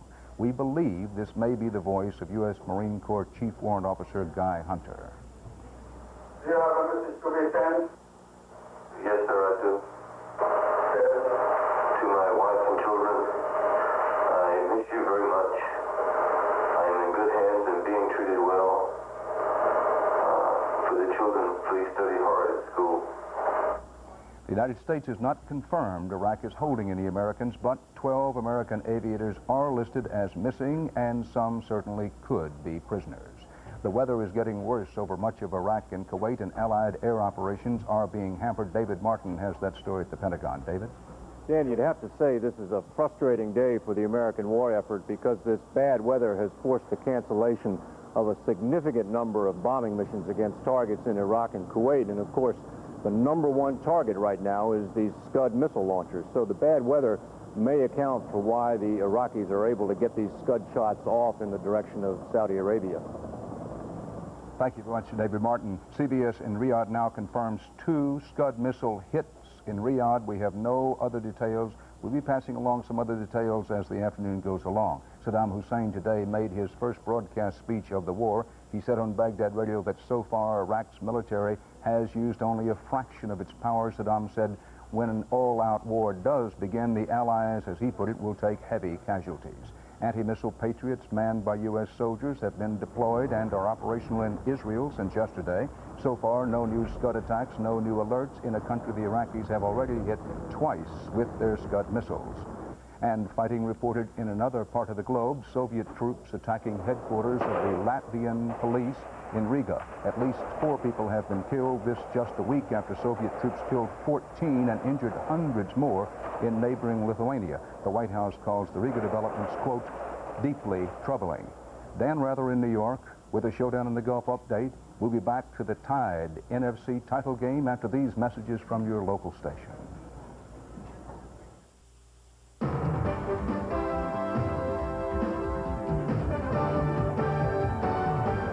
Welcome back to the City by the Bay, everyone. At halftime, our score, the Giants 6 and the San Francisco 49ers 6. Greg Gumbel along with Terry Bradshaw. You talk about 2 teams with defense-oriented. They have totaled 22 points now in 6 quarters of play this season. The Buffalo Bills only scored 21 in the first quarter by themselves today, Terry, and the Giants have done a great job on Joe Montana. Yeah, they have. You know, we talked at the offset of the show that Montana has that unique ability, Greg, to go to the first and the second, and then the real unique ability to go to the third and the fourth receiver. And one of the ways to stop it, let me show you, is that what the Giants will do is that if they can get tight pressure on the first and second receiver and then get pressure on Montana, that will take away the third receiver. Here's the man in motion. He will cross. This man will come and cross. These linebackers settle here. Here's one. Here's two. Rice at the top will come inside. He's the third receiver. Here comes motion. Montana back, keying the linebackers. Looks. Now you stop it right there. Look. Two guys actually covering here. Here's coverage. This man clears him out. Here's the hole, but the pressure on Montana doesn't allow him time to come to the third receiver, who is wide open. Nice job by the Giants. Now, Joe Montana today has completed 14 of 18 passes for 104 yards, while Jeff Hostetler is 7 of 13 for 76 yards. 6-6, our score at halftime. Let's check in on the New York Giants first now, and here's Leslie Visser. Leslie.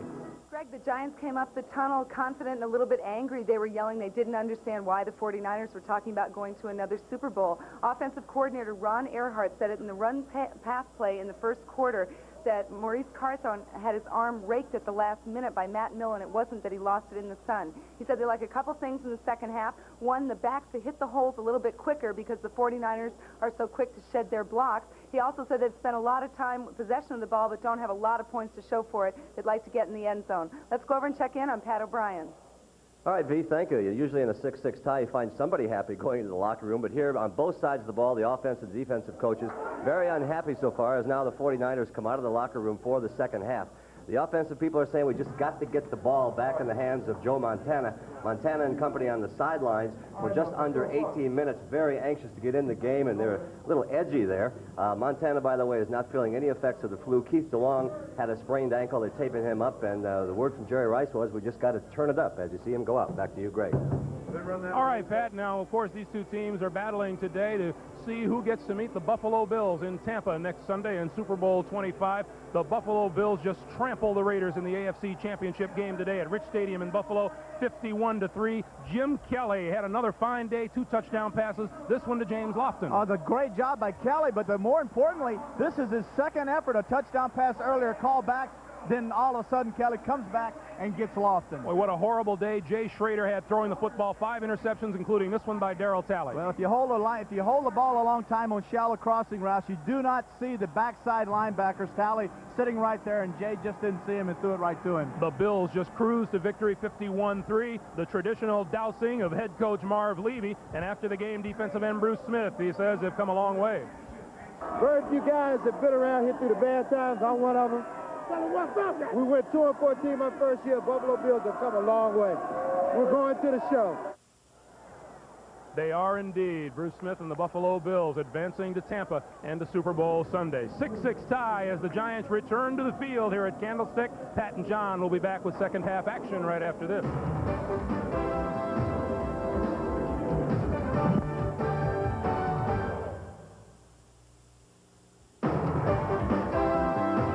CBS Sports coverage of the National Football Conference Championship game is sponsored by Visa, honored at over 8 million places worldwide. It's everywhere you want to be.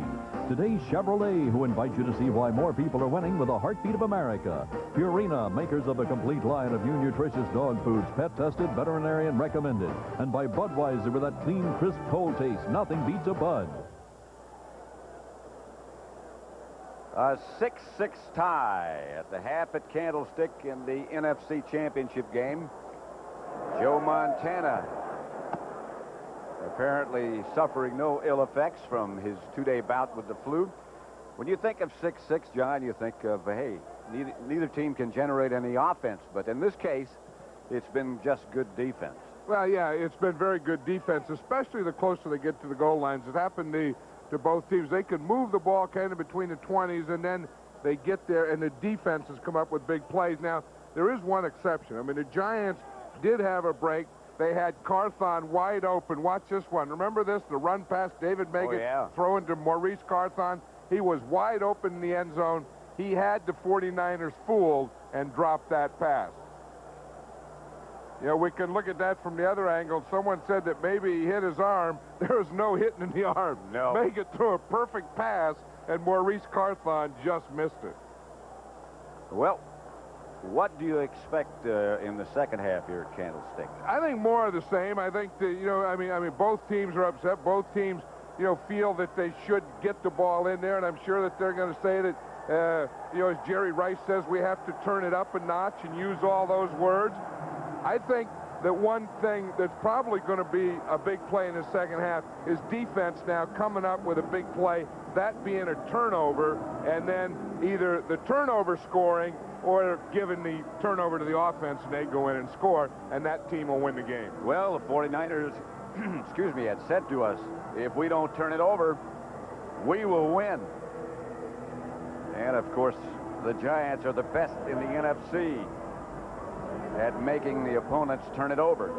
Yeah, and the other thing is the Giants have had a lot of time of possession. The offense has been out there a long time, and they can't really have, in all due respect, the cardiovascular endurance that the 49ers have because of being there in the East and working out in that weather.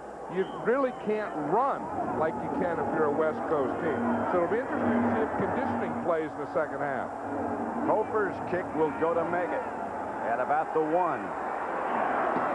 Meggett didn't quite get to the 20. A return of 18, and he was knocked down and knocked down hard by Spencer Tillman. Yeah, that's another area. We've talked about the offense and the defense, but these special teams are going at it today. This is about as good a coverage on both sides as you're going to see in a football game. Good balance on the offense.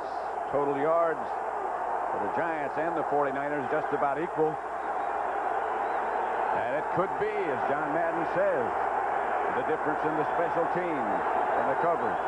Hartline in motion. Hostetler gives to Anderson, and he's hit in the backfield by Michael Walter, just activated. Remember earlier, just at the end of the half, we saw Keith DeLong go out, so then they had to bring Michael Walter in. Watch 43, though, Dave Waymer. He's a strong safety. He gets up across the line and into the backfield. That makes O.J. Anderson cut back, and then when he cuts back, he has to cut right into Michael Walter. A loss on the play of 4 yards, 2nd and 14. A 6-6 tie in the NFC Championship game. Ronnie Lott up right in the middle, showing blitz and then coming out. Hostetler. Flag on the play from both directions. And they're going to throw that one on Don Griffin of the 49ers. That's going to be because he was there and he had some cloth he had to hold before the ball got there. Number 29, defense. That's on Don Griffin. A very emphatic display of flags from all directions. Well, you could see that. You see the arm in there, the hand in there, and everything before the ball gets there to Stephen Baker. That was one that they all felt pretty good about calling. A big first down for the Giants. In the opening seconds of the 3rd quarter, the game tied at 6. That's Meggett. Flag again on the play. Ronnie Lott made the stop on Dave Meggett. This one's against the Giants.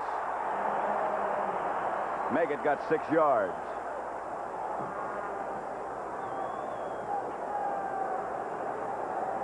Holding. Tell me who it was against. 65, offense. 10-yard penalty. Against the center, Bart Oates. I'll tell you, Oates has a tough job here because we look at Oates here, and the guy that he has to block is Michael Carter, who is one of the best in football. And if you don't get something on him, he is very difficult. That looked like a very picky call in there. Oates was trying to influence Carter on that play. He's a tough man to influence. He just kind of goes where he wants to. He takes that load where he wants the load to go. 1st and 20. They're back at the 19. Hostetler fakes a draw. Pass is complete to Ingram. And Ingram at the 40. That's enough for a Giant first down. depending upon the mark. They got 21 yards. Waymer and Lott brought him down. And how Hostetler got the ball out of there, we'll see Ingram come up here. This is a zone. You take the bump, then you get past the bump, then you find the hole. The hole between the corner who just bumped you and the safety, 43 Waymer, who's coming over. But how Hostetler got that ball out of there, I have no idea. He had a man right in his face. Well, he kind of threw it sidearm or underneath. I think it was Charles Haley. First down, Giants. Pitch back to Meggett. Meggett. Hit by Haley and Lott. Walter with an assist. Yeah, this is where guys like Ronnie Lott starts to make plays. I know that he has a lot of respect for David Meggett. He says that, you know, you look at a guy and you think he's a little guy, but you better be ready to hit him because in those legs, he has a heck of a lot of power. And watch Lott come up. And you see him, Lott even took a little jolt there. Did you see that thing, that spine kind of shiver and the head go back a little? Meggett. Small but very strong. Anderson and Carthon, the running backs now. Second down. They show blitz. This is Anderson. To outside the 45, a gain of 2. Frickus for a moment. Hey, there's two old guys going at it, Matt Millen and O.J. Anderson. I don't know what they're so upset about.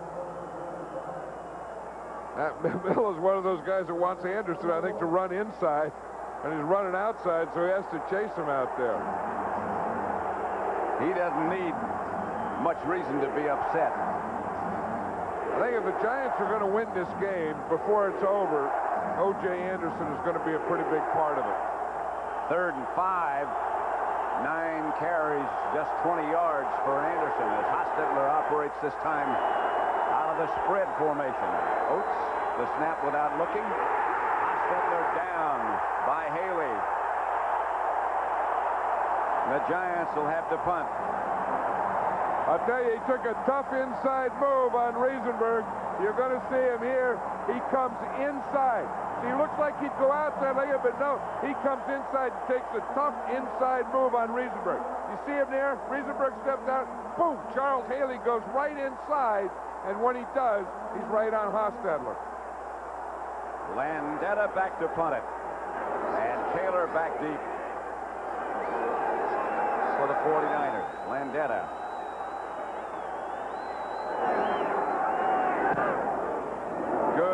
Good kick.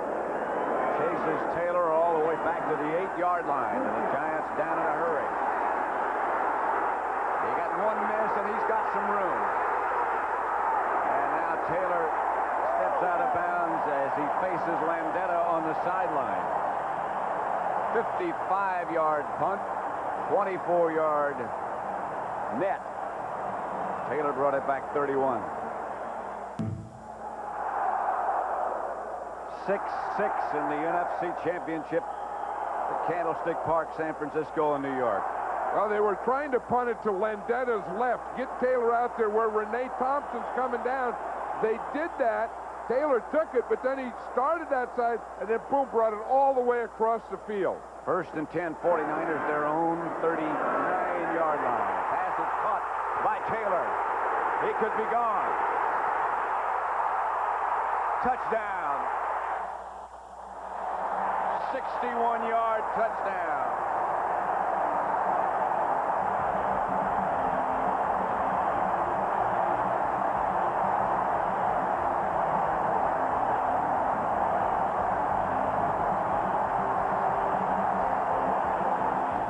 Everson Walls is a gambler, always has been, number 28.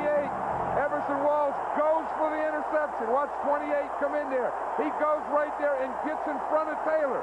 Now the bad thing is when you miss the interception and you go for it in front of him and there's no one behind you, it's a touchdown.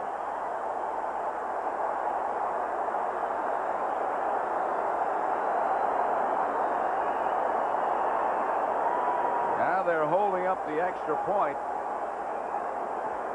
as the officials go into conference. And let's see. You know, how about John Taylor on that drive, though, Pat? He was the guy who got it started with the big punt return, then the big pass. John Taylor really, I think he caught the punt on that 10. John Taylor really took that football 90 yards. That's what they're reviewing, whether he stepped out of bounds or not. After further review, the play stands. Touchdown. It stands. It's where the ball is. The ball, remember, the ball has to cross the plane. See, both feet are in and the ball's over the plane. There's no doubt in that one. But again, what a drive by John Taylor. Of course, he had a little help from his blockers and a little help from Joe Montana. Or the extra point then. Topher hits it. The first touchdown, the first extra point of the day, and it's 13-6 49ers. Next Saturday afternoon, Madden brings you a Super Bowl preview. Next Saturday night, he picks his all-Madden team. It's Madden from day till night next Saturday. 13-6, the 49ers lead it with 10:28 left in the third quarter. Hey, Lawrence Taylor's talking about the rush, but that was Joe Montana had a little time. John Taylor is equally as dangerous as anyone in this league. Everson Walls, who's been a heck of a cornerback over the years, took a gamble, took an angle, and when he did, Taylor caught it. It was a touchdown. Duerson and Meggett back deep. But of course, John Taylor, you know, started it all off, and it's usually a special teams play that will start it off. That's what Meggett is thinking of right now, because that punt return to Taylor really gave the 49er life. You could just see it pick him up. It will be Meggett at about the 4.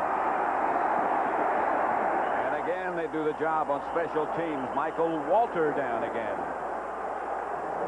The touchdown again. Let's watch it. Here's Taylor, and here's Walls. Now watch what happens at the point of the break. You see Walls is off.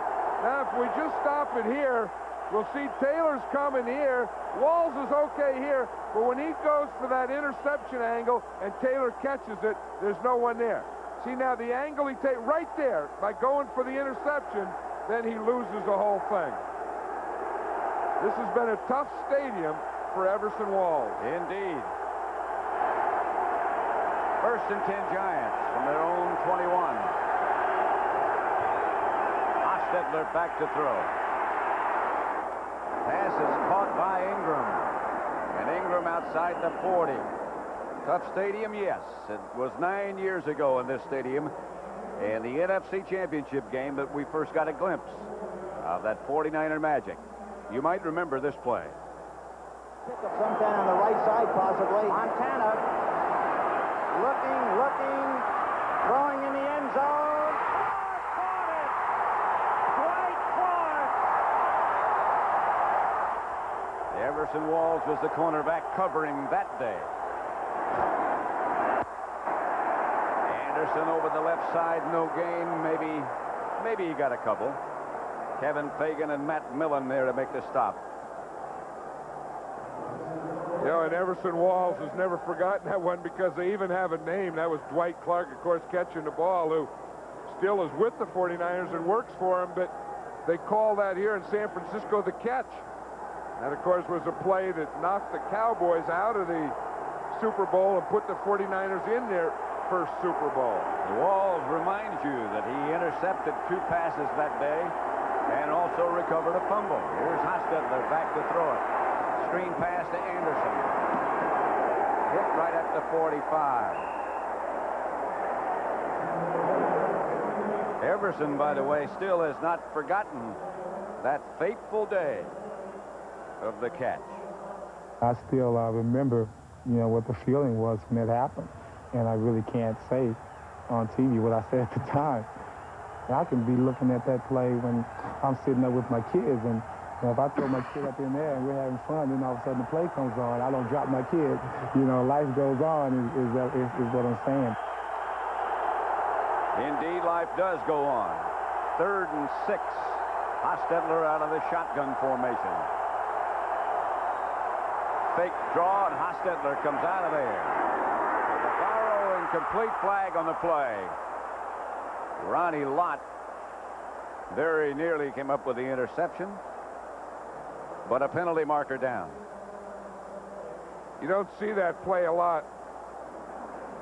That was a bootleg or waggle out of the shotgun. That's a play that the Giants have run a lot of, and Hostetler has run a lot of. But usually he's up under center, but they took the same idea. Number 43, defense. Automatic first down. That's David Waymer called for pass interference. And as we heard Jerry McBride said, you see the hands in the back right there on Bavaro. In fact, he's tackling Bavaro before the ball gets there. That's how Lott almost got the interception. Dave Waymer tackled Mark Bavaro. Of course, that brings an automatic first down. Giants now in 49er territory at the 46. Hostetler takes to Anderson. Looking for someplace to go, starts to scramble and gets back to about the line of scrimmage. Stopped by Burt. That was a heck of a play by Jim Burt because he really stretched out, and Burt can't stretch out much. I mean, Burt is kind of one of those short and squatty guys, and he gets a little rush. Just watch him on the rush and the play that he makes at the end. He starts here. Now, Hostetler doesn't have a run. Now, if he start now, we just see him right there, number 64, making that little stretch out. Was the most Burt stretched in 3 years. Especially with his uniform as tight as he keeps it. Almost impossible to stretch. Hostetler back to throw. Had a man wide open. Maurice Carthon. Pass incomplete. Yeah, that was a pretty good rush again by Jim Burt, who really helped. He took Bart Oates, the center, and just pushed him right back into Hostetler. Watch him take Oates. Watch him. See 65? He pushes him right there, and Hostetler couldn't step up and get everything on the ball. In fact, at the end of the play, he knocked him down. Just watch it straight up the middle here. 2 old friends, 2 old teammates. You see him, he's hitting, he hit right through, and he knocked Hostetler down. Bart Oates was saying that his wife and Bert's wife usually watch the games together, but not today. Pass is complete to Bavaro. 13-yard gain, stopped by Romanowski and Davis, but first down Giants. You know what the Giants used for a pep talk last night to get the team fired up? Supposedly, now I don't know if this is true or not, but the Giants said, and Bill Parcells said, that the 49ers have moved all their stuff down to Tampa. They have their desks, their offices, and they're all ready to go. And he said he heard about that, and then so that was his pep talk to the team last night. Hey, they think they're going to three-peat. We'll show them what a three-peat is. Hand off to Anderson. Anderson hammers to the 30. Stopped by Fagan. Looked as if one of the 49ers might have been offside or encroached, but he got back. This is where the Giants are so tough. They just get the ball, even though the 49ers scored on one play. They just get the ball, methodically drive it down the field on you and take everything out of you. But as the defensive guys are thinking right there, they have to get it in the end zone. They have to score a touchdown. 2nd and 7 at the 30. Bill Parcells said, we like to make the game shorter, doing just what you said. This is Megan on the toss left. And the pursuit from the 49ers is excellent. Larry Roberts and Michael Walter. Meggett got only a yard. I think one thing, I think they have to go back to a little mixture down here. I think they have to throw some on first down. I think they have to use their play passes and bootlegs and, you know, and throw that, and even try and throw that fade again. Don't get away from that. 3rd and 6 situation for the Giants. This is the area the Giants used to always go to Dave Meggett in this situation out of the backfield, but everyone has started double teaming him and making him go to other guys. Ronnie Lott up, faking blitz. Hostetler fumbles and finally gets rid of the ball to Meggett. A two-handed shovel just at the last second. When it looked like he was fumbling, Darrell Pollard made the stop. Meggett got a yard after all that, and they'll have to settle. Or will they? Yeah, I think they have to. I mean, it's too early in the game, and again, they're only down by 7, and I don't think you have any decision here because they really haven't been that successful. Again, I don't mean to beat a dead horse, but they haven't been successful in this area moving the ball, so you have to kick the field goal. 46 yards out.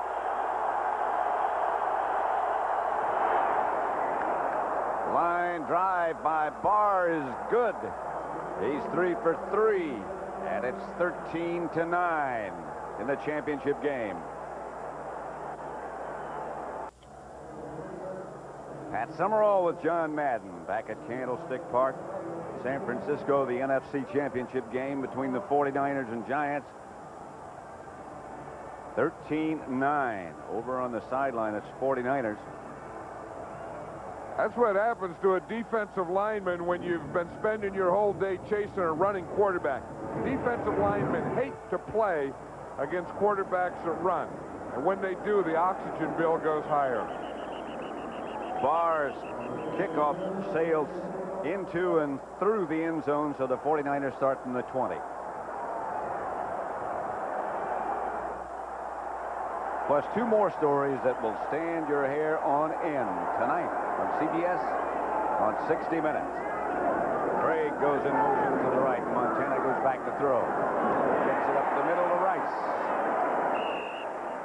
Close to a first down, stopped by Banks. Now the 49ers are going no huddle. Trying to change the pace of this game. Trying to get a win right here. First down.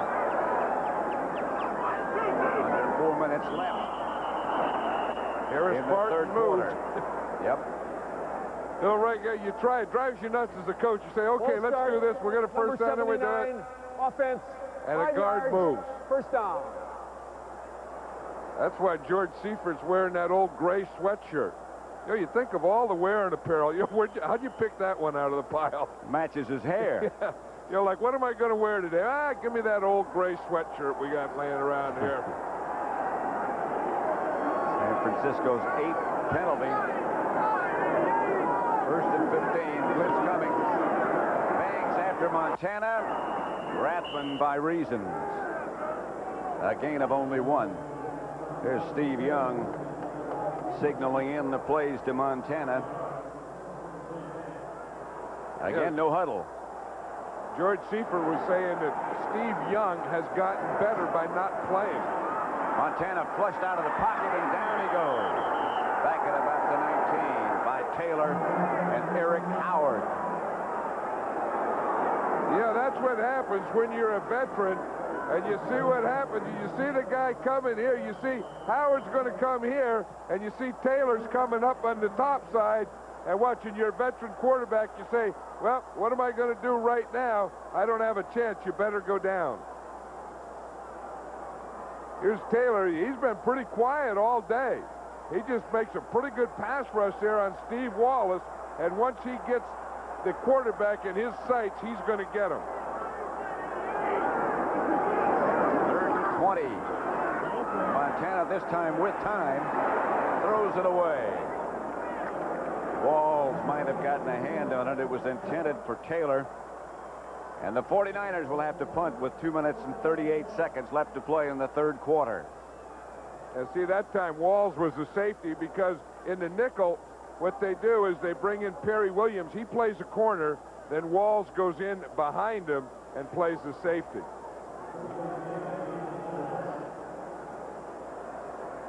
Barry Helton in to do the punting.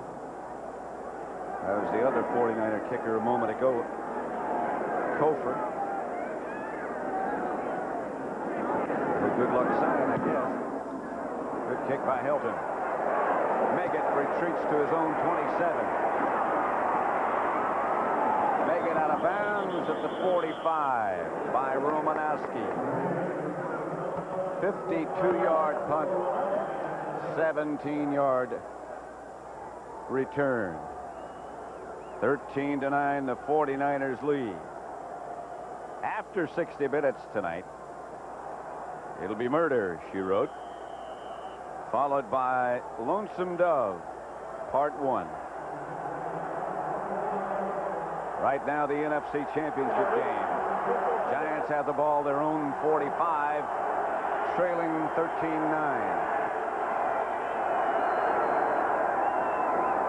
Handoff to Anderson. And O.J. gets into 49er territory, stopped by Millen and Lott.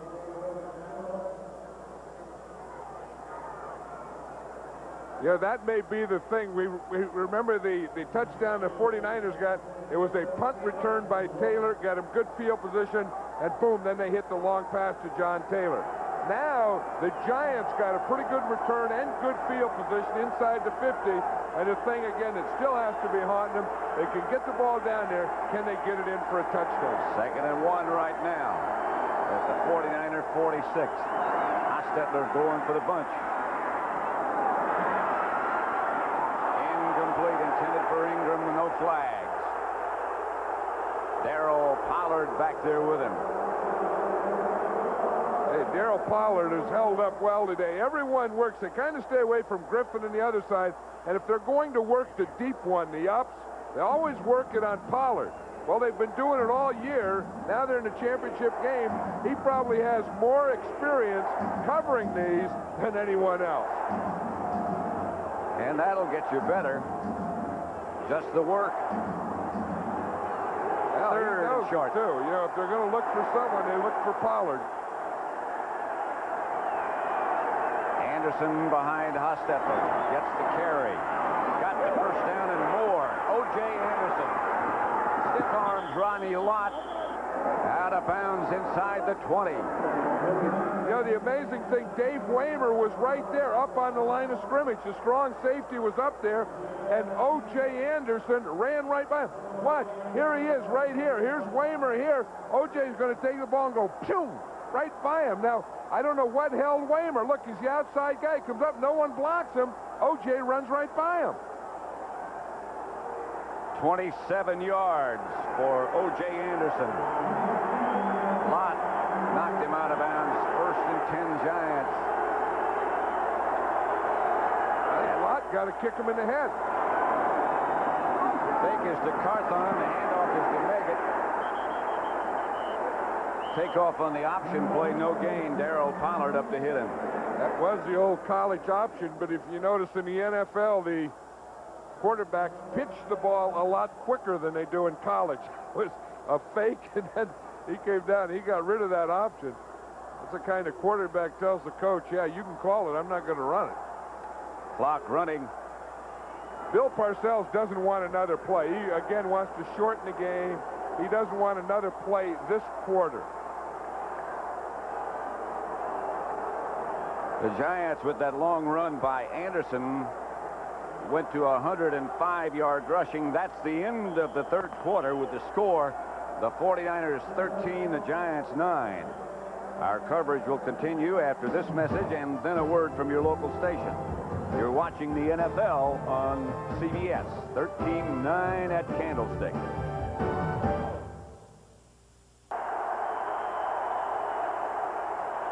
God bless you, GIs. And again, if there are further developments in the Persian Gulf, come back safe. That's a development that would be certainly welcome. But if there are, CBS News will stay on top of it, and we'll switch back to them. Beautiful day in San Francisco. Temperature in the 60s, bright sunshine. The wind has picked up just a little bit, and now it's at the back of the Giants. Anderson, the lone setback behind Hostetler. Howard Cross was the man in motion. Hostetler looks to throw, has it batted away. Just in case it might have been a lateral. Yeah, this is the thing. The Giants have to score a touchdown here. I mean, they don't have to, but if they're going to go to the Super Bowl, that's what they need. They need a touchdown here. And they have to be thinking about that. You know, that they haven't scored in so long inside this 20 against this team. They got 3 field goals, but no touchdown. 3rd and 10 at the 19. Hostetler will operate out of the spread formation. Meggett goes in motion. Batted down by the 49ers, and one more time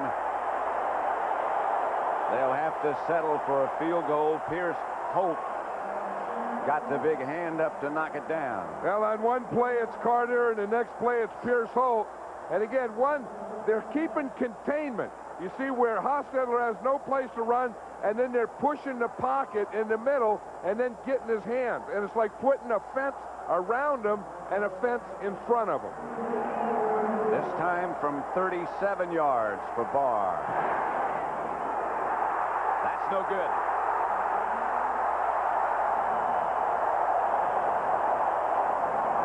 Looked as if he was in too much of a hurry. Still 13-9. All right, sports fans, I'm MC Hammer, and next Saturday right here on CBS Sports, it's the All Madden team, and you know you can't touch that. Yeah. Did he make the team?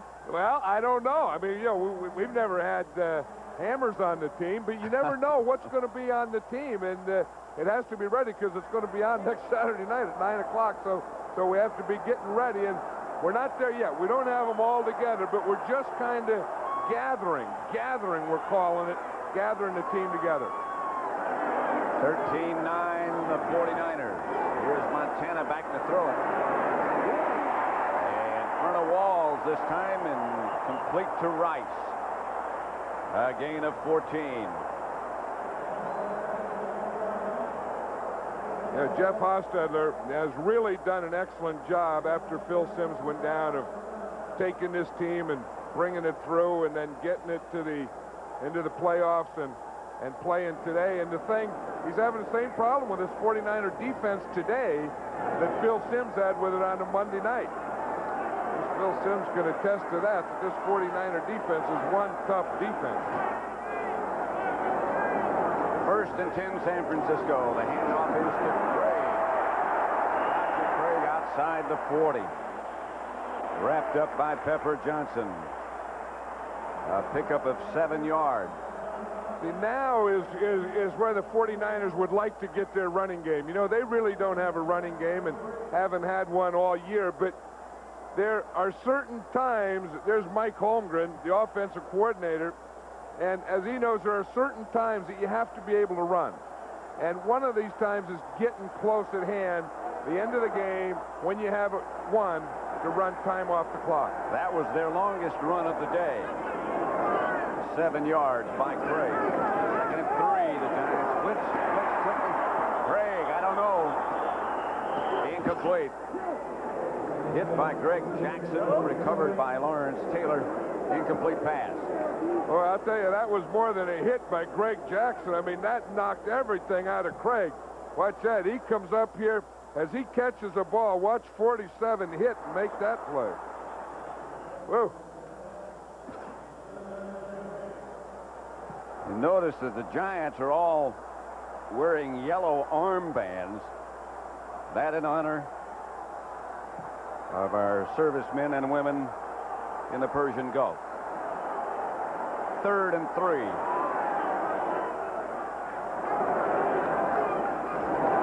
Here's Montana, and a flag on the play.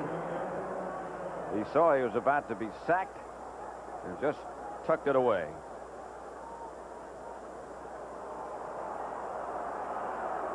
I think there was probably motion or Full movement. start, number 77, offense. That's what it was. There was movement against Bubba Paris. So what happens is the whistle blows. Bubba is the end man up here, and he moves before the ball snaps. Now, the minute that he moves, then the officials blow the whistle. Yeah, I don't know. That's not right. He didn't move. Bubba hasn't moved. These guys have some phantom calls out there. Really? That's the 3rd one. They called one on McIntyre where he didn't move, and they called poor old Bubba didn't move. If anybody moved then, it was McIntyre. Next to Bubba. Yeah, I have no idea where they've got a couple of these calls today. Sherrard in motion. Montana chased by Taylor, and the pass is incomplete, intended for Rice. Montana will limp off. It was one of the things that he saw Taylor coming. You know, when a guy comes from the backside, you know, it's the tough one. But watch him. Here comes Taylor from the left side, but right into Montana's face. You see where Montana looked? He looked down and he saw Taylor there. Taylor beating Steve Wallace, and he said, I better get rid of this one. I think as Taylor went by, he kicked Montana in the knee unintentionally. Steve Young gets up. Meggett back deep for the Giants. Helton to punt it. Not his best. Meggett will handle.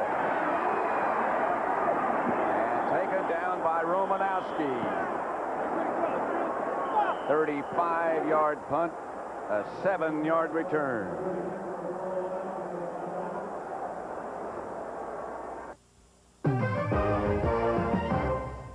The suspense is over. Bud Light has signed top draft pick Bud Dry to a long-term contract. To celebrate, the team has released a music video. When the game is over, we'll stand tall. The one light beer that outshines them all. And now that we got this superstar rookie, it's our turn to do the Bud Bowl Boogie. Yeah, that's all for now. I'm Chris B. We'll see you at Bud Bowl 3. This year, things won't be the same because everything else is just a game.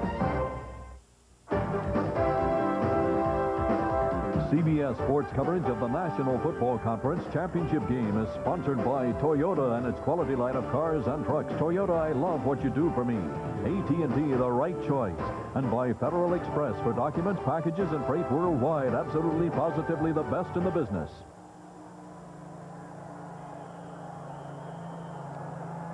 The NFC Championship game at Candlestick Park in San Francisco. 13-9, the 49ers lead. The Fuji blimp furnishing those wonderful shots of San Francisco, the Bay Area, and Candlestick.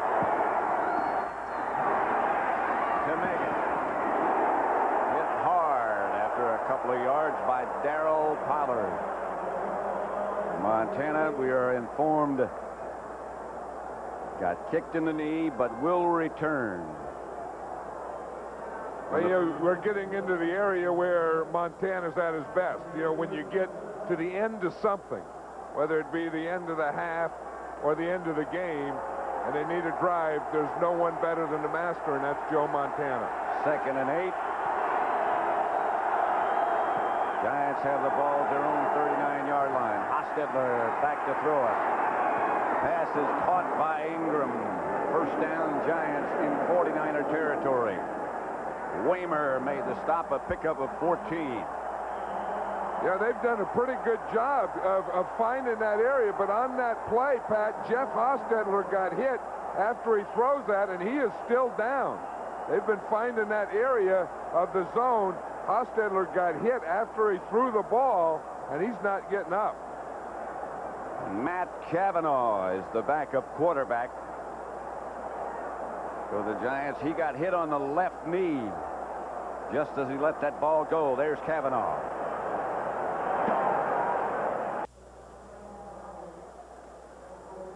There's 13-9, the 49ers lead the Giants with 12:07 left to play. Here's what happened to Jeff Hostetler. Well, it was Jim Burt, the old New York Giant. He's going to come straight up the middle. Watch, 64 right there, and he hits Hostetler right on the left knee. And Jeff Hostetler is still down. And now up.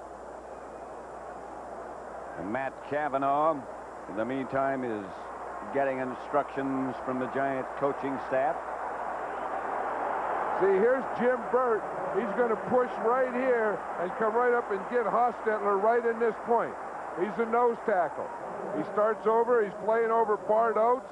He comes to Oates' left, gets a little help right there, gets squeezed, and runs right between the center and the right guard.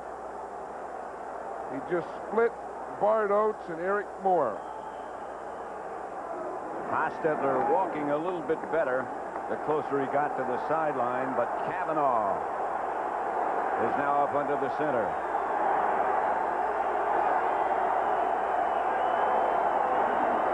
He gives to Anderson, right side for a couple.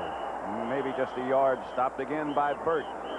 Yeah, we were talking last night to Bill Parcells about Matt Kavanaugh, and, you know, knowing that he's the only other quarterback, and he says, well, he's a crafty old vet. You know, he's played for 13 years, and one of the teams that Kavanaugh played for, of course, was this 49er team, so he has a pretty good sense of what they do, and the Giants have had success playing the 49ers. They played them tough on defense.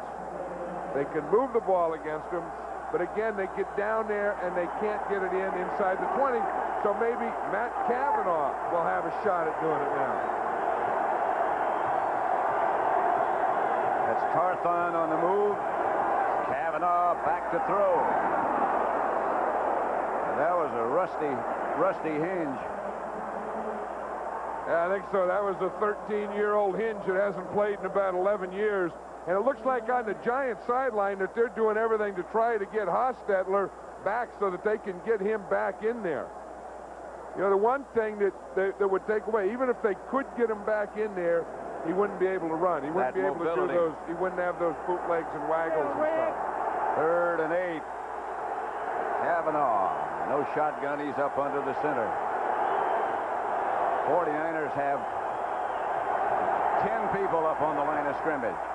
And the blitz for a while had Kavanaugh.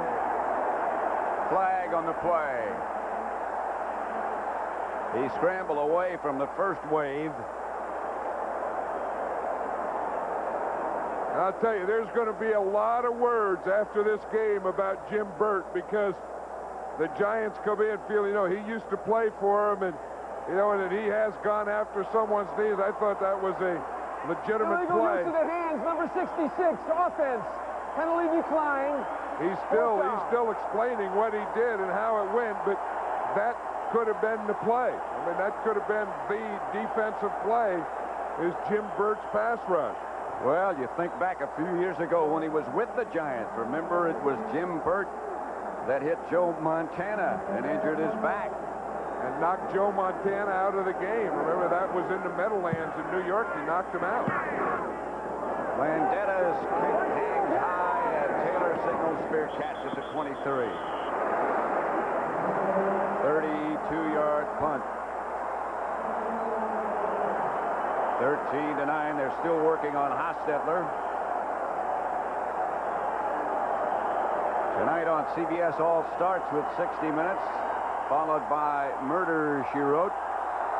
Then take part in a major television event, Lonesome Dove, the epic story of America's heroes as they met the challenges of the Old West. Lonesome Dove, Part 1, returns to CBS tonight. Word from the Giants is that Hostetler has a slight hyperextension of the left knee, is and should be able to return. I don't know about that. I mean, they got 3 guys that are still looking at that to determine if he's going to return or not. I think they're doing everything they can on the sideline to get him to return. In fact, you see Bill Parcells is even in there asking, you know, can you go? Can you go? The 2 doctors, the trainers, everyone watching him. Hostetler 13 out of 23 for 144 yards before he left. The whole offense, obviously, since Sims went down, built around the mobility and abilities of Jeff Hostetler. If something happened to Kavanaugh, Hostetler can't come back. And something happened to Kavanaugh, it would be Tillman who'd take over the quarterbacking duty. Well, I think when you're talking about the 4th quarter and 10 minutes to go, unless you get into an overtime or something, they're going to be able to finish this game with the combination of Kavanaugh and Hostetler. I think the big thing now is Hostetler's the guy who has the reps and has the game plan. Can they do enough now to get him back in the game? Montana to Craig. Tripped up by by reasons. No gain. Mark Collins up with an assist. This is where the... Excuse me. John, go ahead. No, I was just going to say, this is where the defense of the Giants really have to come through. I mean, they've led the league in turnovers, and if ever you're going to make something happen, if you're ever going to come up with a defensive play that's going to be a turnover, whether it's a tackle, it's a tip, it's a bounce, it's something, the Giant defense may have to be the ones that do it. 2nd and 10. 49ers from their own 23. They lead 15-9. Montana back to throw it. Pass incomplete. Intended for Taylor. Pepper Johnson right with him. Now, this is a good situation to get that turnover. 3rd and long. That's usually when you get them. You usually get them on 3rd and long when they have to force the ball down the field. Now, Montana's smart enough. He's not going to give you. You might get one, but he's not going to give you an easy one. And if the defense doesn't get it here, they have to stop him and then hope to get a big punt return from Dave Hager. Hostetler continues to loosen up behind the Giant bench. Here's Montana, long time in the pocket, but chased out, finally hit from behind. The ball's loose, and turnover maybe. I hear him say red ball. That's 49er ball. And Montana still on his hands and knees. I'll tell you, and that is the one we know about Joe Montana. We know about his back, and he really took a shot in that back. Although he was rolling to his right, it was still his backside. Steve Wallace made the recovery for San Francisco. Montana with all kinds of time early. Well, watch it here, but it was good defense downfield. He had no one to throw to. They knocked him out of the rhythm. Then you see Taylor miss, and right there as he hit Leonard Marshall coming from the backside. Boy. Yeah, and I have no idea how Mark Collins missed that ball. But watch Marshall come from behind here, puts his helmet right between his shoulder blades. But watch Mark Collins here. He has this interception. Here comes 25. I mean, the fumble recovery, and he whiffs it. Right there. Well, that was a big play for the 49ers. Collins missing and Wallace getting. That almost was that turnover that you were talking about. And George Seifert, I think right now, is more concerned about his quarterback because that is a real shot. Joe Montana missed practice on Friday and Saturday with the flu, so he's a little weakened. But even if he hadn't missed practice, you can't take shots like that. He is still down. Usually he has that sense of when someone is coming from the other side. In this case, there's no way he could have seen Marshall. Well, I think he was trying to get away from Taylor. Remember, Lawrence Taylor was the first guy there. He was trying to avoid him. And then in doing so, Leonard Marshall got him from behind.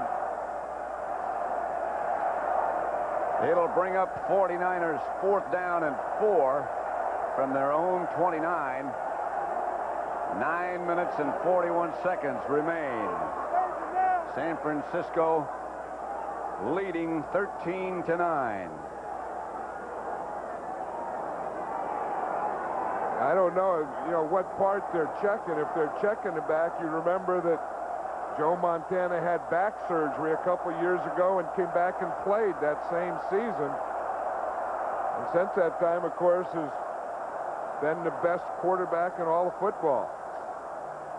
Steve Young is his backup, and he brings another element.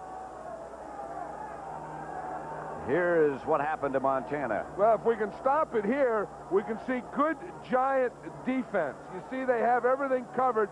They're bumping here. They got a man on everyone. The only thing he has is something short here that he doesn't look at. But that is good zone defense here, and that's what throws him out of his rhythm. Now, you see everything is covered. Now he has to get out of there to buy some time. Now watch here. He avoids Taylor, and Marshall gets him. You see over there, you look at the side that he's running to, everything is covered. See, Collins has good defense there. good coverage. Guyton is good coverage. Everyone is covered. There's no one for him to throw to, so he has to take the hit.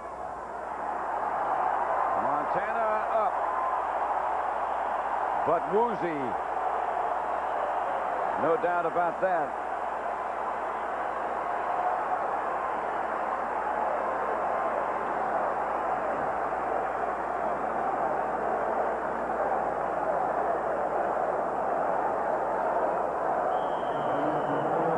Still feeling the effects. Hostetler, in the meantime, up on the other sideline and will probably come back when the Giants get the ball. Meggett back deep, and Helton on it. Have to let it bounce. Now Meggett feels it at the last second and gets back to where it bounced. 35-yard punt by Helton. Giants have all 3 of their timeouts left. The 49ers have 2. Hostetler trotting back, and he doesn't look as if he's hurting. The other side, they still check Montana. 1st and 10, Giants, their own 38. 49ers lead by 4 points.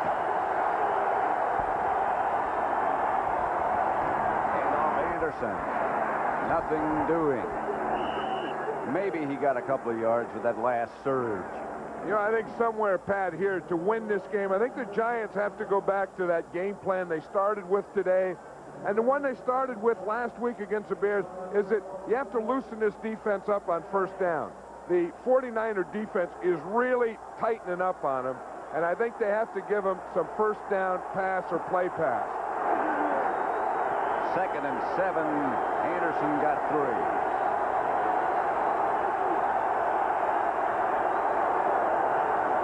Hostetler back to throw, chased out of the pocket quickly, and now he comes out of there. Maybe he didn't lose all that mobility. That is amazing. They carry the guy off with a knee, and I thought that they were just trying to get him well enough to be able to hand off and drop back and throw, and he looks like whatever it was, he's fully recovered because he ran well on that play. He got 6 yards, so they still need 1 for a 1st down. And they'll go with 3 tight ends. Montana still in need of medical attention in front of the 49er bench, or on the 49er bench. 3rd and 1. Big 1st down here, a big 3rd down. What they need is the 1st down. Anderson doesn't get it. Michael Carter. A loss of a yard. They'll have to punt. That is tough to do when they are bunched up like that. I thought they were going to run left. I have no idea why they're running right here, but it's tough. They got to get away from Michael Carter. Watch Carter. He makes a big play. He runs around and comes right back down that line of scrimmage. Sometimes you feel he's just too big and strong for the Giant offensive line. 4th and 2, and they'll have to punt. Landeta to Taylor. Fake punt, and it's going to work. It's Reasons. Reasons streaking down to inside the 25. 1st down and much, much more. That's the call they needed. That's the play they needed. They needed something to get him out of this. Bill Parcells came up with it. Probably in the history of the game, Bill Parcells has to be the biggest gambler on 4th down. Watch it, just to snap the Reasons. Good, turn in, turn out. Boom, what a hole there. The only guy there is the safety, who was a return man, John Taylor, and he makes a pretty good tackle. And if he doesn't, that's 6. And again, the Giants get back to this area where they've had trouble. 1st and 10, Giants at the 49er 24. Handoff is to Anderson to about the 22. Tina Turner and Pierce Holt make the stop. I'll tell you, this is what you call fighting to get to a Super Bowl. I mean, everyone is down there for every yard. The offense, the defense, the quarterbacks fighting to get well. You know, knowing that at the end of this game, the winners fly to Tampa, Florida. The losers, they forget them. Montana still dazed, sitting on the 49er bench. Second down, 7 for the Giants at the 21. They trail by 4 points. Fake this time to Anderson. Hostetler has to run away from Haley and get rid of the ball and throw it out of bounds.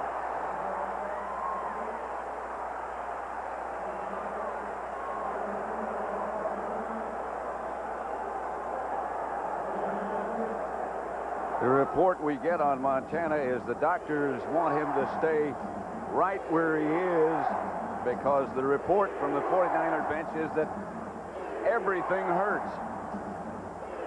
I think the doctor just wants to mobilize him, just wants him to stay mobile and then just check the different parts. 3rd and 7. Every part. That's a lot to check. Meggett goes in motion. Hostetler passes incomplete. Johnny Jackson got a hand on it. Meggett, I think the intended receiver. And here comes Barr. And again, the Giants get the ball down there, but they can't get the touchdown. You talk about frustrating for a coach. He did his part. They went for it on that 4th down with the punt to give him a chance, but just either their offense can't do it or the 49er defense is just very strong there. 38 yards for Barr. And it's a 1-point game. 13-12, the 49ers lead with 5:47 left to play. And you can't ask for a better championship game than this. You can't think about the what-ifs. You can't think about the one that Barr missed. Had he made it, they'd be ahead now. You can't think about Carthon doing that. You can't think about Joe Montana. You have to think that this is it. There's 5 minutes, 47 seconds left to go. You're 1 point down one side or you're 1 point up on the other side, and you have 5 minutes and a half to do something about it. And the winner of this game makes the trip to Tampa, to the Super Bowl, the silver anniversary Super Bowl, to play Buffalo 51-3 over the Raiders. Gregory Hines applauding. And there's not a lot of Giant fans here in San Francisco, but we did see some of them at the hotel yesterday. And talking about that, the Giants defense has a different game plan for Steve Young. They had a game plan for Montana. Now they kick into a different game plan if Steve Young comes in. Mars kickoff to Dexter Carter at the 1. He gets one excellent block and is down at the 20-yard line by Bobby Abrams.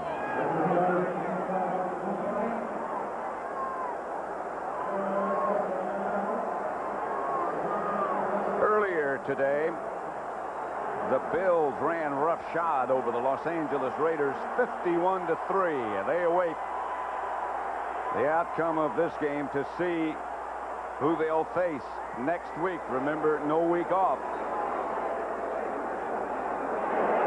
Young, the quarterback, a dangerous runner. Handoff to Craig, and he stopped after a little gain and lost the football. Dig it out of there and see who got it. This is what the Giants are good at, and you can tell in this 4th quarter they've been going after the ball every play. It's taken a while to get it out of there. Find out who does have it.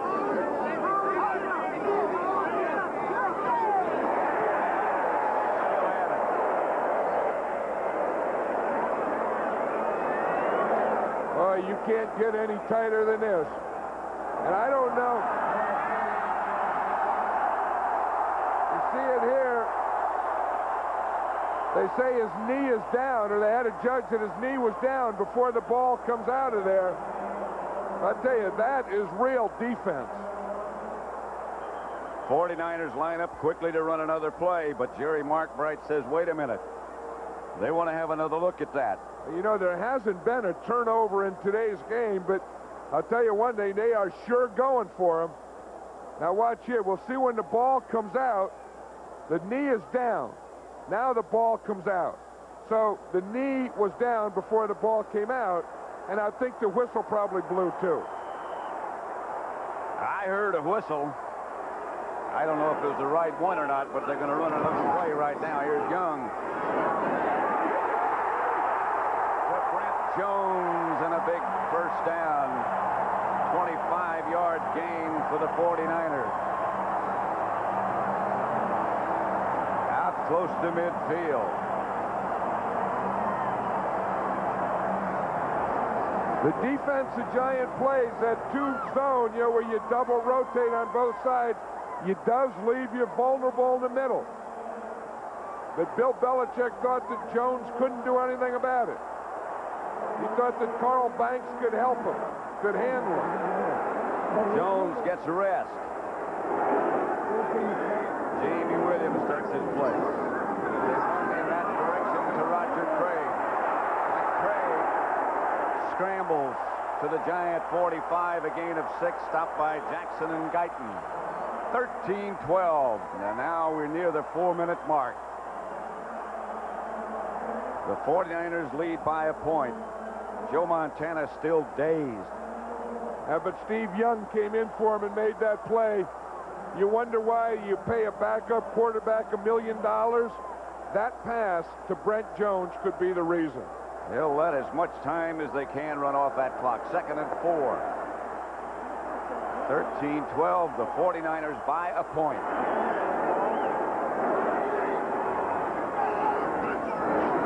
Young to Craig. San Francisco. A gain of 6, just the kind of play they needed and wanted. Fox made the stop. Yeah, I saw Roger Craig in the locker room and just before the game, and he had, that big look of excitement that this was a big game, and he hadn't done a lot this year. It hadn't been a Roger Craig year, but he was saying that he felt as good today as he's felt all year. And that's the 49ers' first rushing first down today. But if you're only going to have one, what a time to have it. And the clock continues to tick off those precious seconds. 1st and 10. Craig again hit behind the line of scrimmage, and the Giants have the ball. Lawrence Taylor out of the pack with the ball. That's the first turnover today. And you knew that the Giants were going for it, and that's what Bill Parcells is saying. Yep, we need it. So who should get it? Lawrence Taylor, number 56. They want a trap play. Now watch, the ball just pops out the side. The ball's just popped out before Taylor gets there. He doesn't take it away. The ball was coming out. He just caught it in the air. He was hit by Eric Howard, and it was Howard who knocked the ball loose.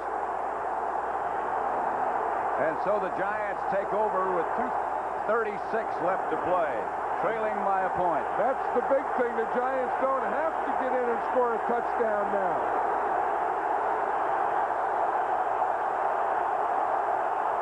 Here's Hostetler chased out of the pocket. Chased by Burt. Pass is caught by Bavaro. Bavaro fighting for yardage. Johnny Jackson made the stop, a gain of 19, a great throw by Hostetler. Those of you expecting to see 60 minutes, you're watching the NFC Championship game on CBS between the Giants and the 49ers, with the winner advancing to the Super Bowl number 25. I'm Pat Summerall along with John Madden. Our score is 13-12, the 49ers by a point. Again, 60 minutes will be seen immediately following the postgame show. 2 minutes left. 13-12. 49ers lead the Giants.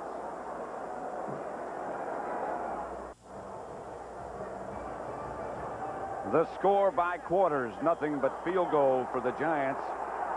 1 touchdown. 1st and 10, Giants on the 49ers 38. They have all 3 of their timeouts remaining. The 49ers have 2. Hostetler, injured but back. Sent O.J. Anderson thrown for a loss by Kevin Fagan. Joe Montana's up, Pat. We see him walking there in the sideline, but he is walking awfully gingerly. Boy, is he. And he doesn't look like he's going to walk to get to play. But I'll tell you, that was a big play, that last one by Kevin Fagan. The Giants were moving here.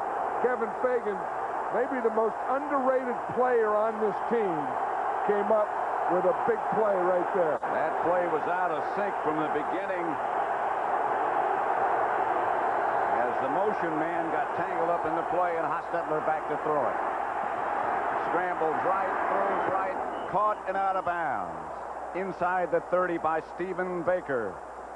Darrell Pollard, the nearest 49er defender. And Pollard is given too much cushion. Watch, he gets there, he's running stride by stride, but he keeps going. In fact, maybe Baker pushed him a little. Pollard was yelling that he was pushed on that play, and they were going side by side, and I was wondering where the cushion came from. Maybe little Stephen Baker pushed Darrell Pollard to cause the cushion. 3rd and 1. He came back a little too far. Timeout, Giants. Well, they need the perfect play here, Pat, because if they kick it, it would be a 47-yard field goal. That's right in Matt Barr's range, but I think that they would love to get a first down, take some time off the clock here, too. Those of us and those of you who might have just joined, to summarize what happened, San Francisco first a field goal to take a 3-0 lead, tied by the Giants' Barr from 28 yards away. Then the Giants went ahead 6-3 on a 42-yarder by Barr. 6-6. The 49ers again by Kofor. Then the touchdown from Montana to Taylor. 49ers went ahead 13-9, and then Barr again from 46 yards out. And then Barr again from 38 yards out to make it, as it is now, 13-12 with a minute and 10 seconds remaining. 3rd and short.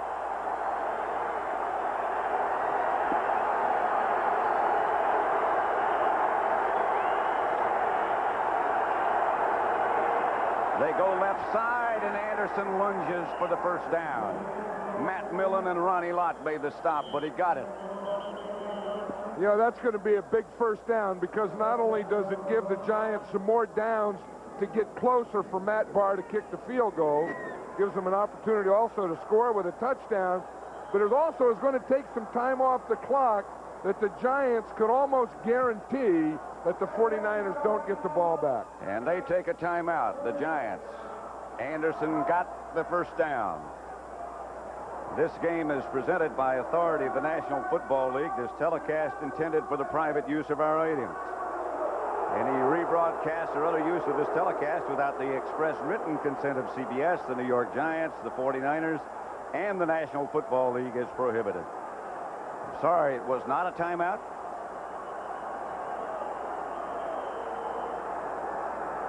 And now the 49ers take a timeout. George Seifert very upset about something. This is the 40-second timeout. I think that after the Giants got the first down, they didn't want a timeout. Of course, they want the clock to run. And now once they have the timeout, now the 49ers have to take their timeout. So they have only one left as a result. Yeah, I would think the Giants want to save their one for the field goal. You want to be able to stop the clock to kick a field goal if you have to. Rarely do you see George Seifert that upset.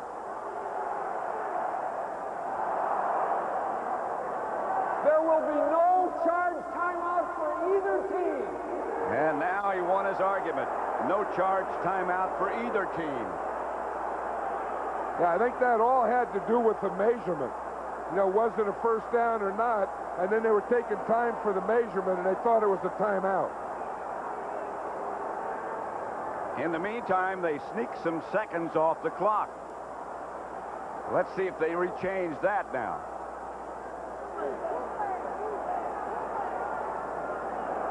What the coaches are yelling there is bootleg. In other words, watch out for Hostetler faking to the backs going one way and him going the other way. If they had to kick a field goal right now, it would be 45 yards from Matt Barr. Start that clock.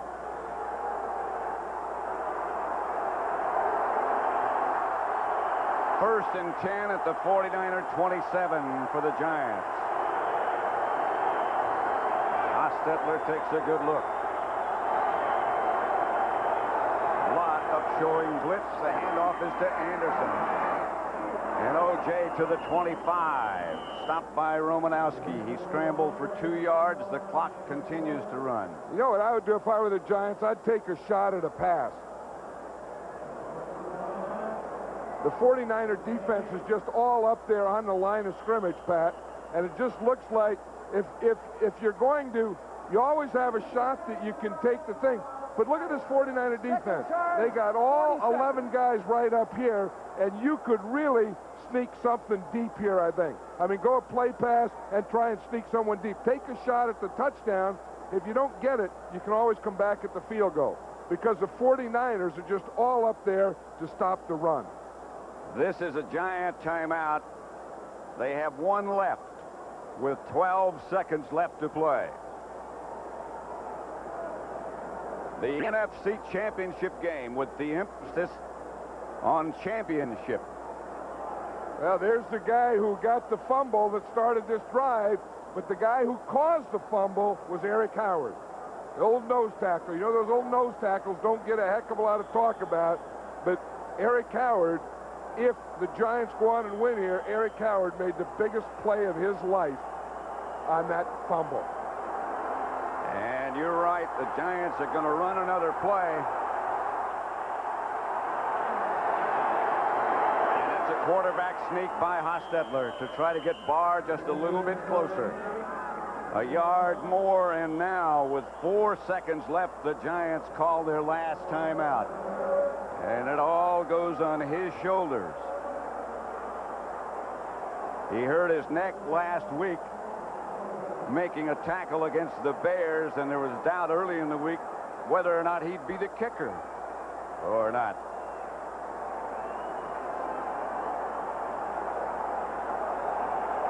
They don't even want to look. It could be an eternity for Matt Barr if he should miss, and he'd never know he got on the airplane if he makes it.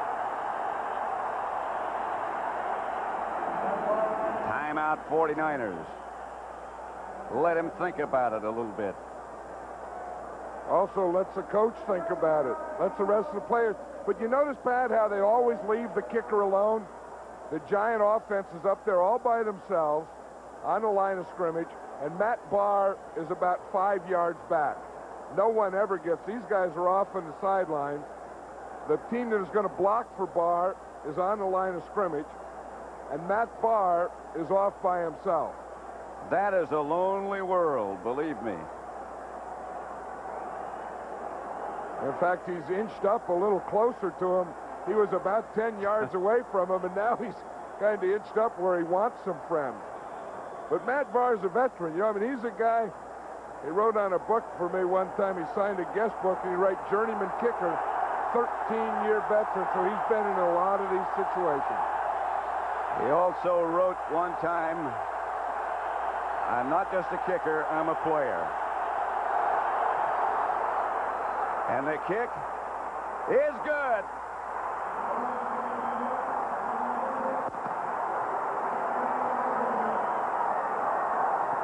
There will be no three-peat.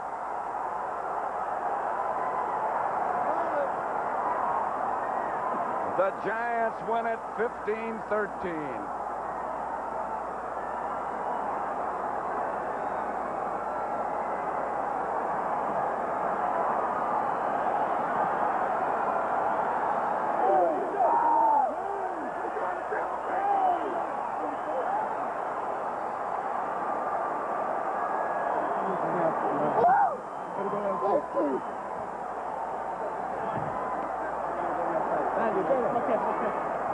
Congratulations. 5 field goals by Matt Barr. They still couldn't conquer the red zone, but they beat the 49ers. You know, and the hero, or one of the heroes, of course, we know is Matt Barr. These yellow bands are for the troops over there. And there's his reaction. If he can force a reaction. Well, remember last week he got injured. They didn't even know if he'd be eligible to play this week or be able to play this week. There's the coach. There's one happy, deserving coach. There's a bunch who had an answer. And it all started with an old nose tackle, number 74, who forced a fumble. So many, many big plays. Once again, the final score here in San Francisco. The Giants win at 15-13. You're watching CBS Sports coverage of the National Football League. Stay tuned for the NFL Today postgame show with the George Halas Trophy presentation.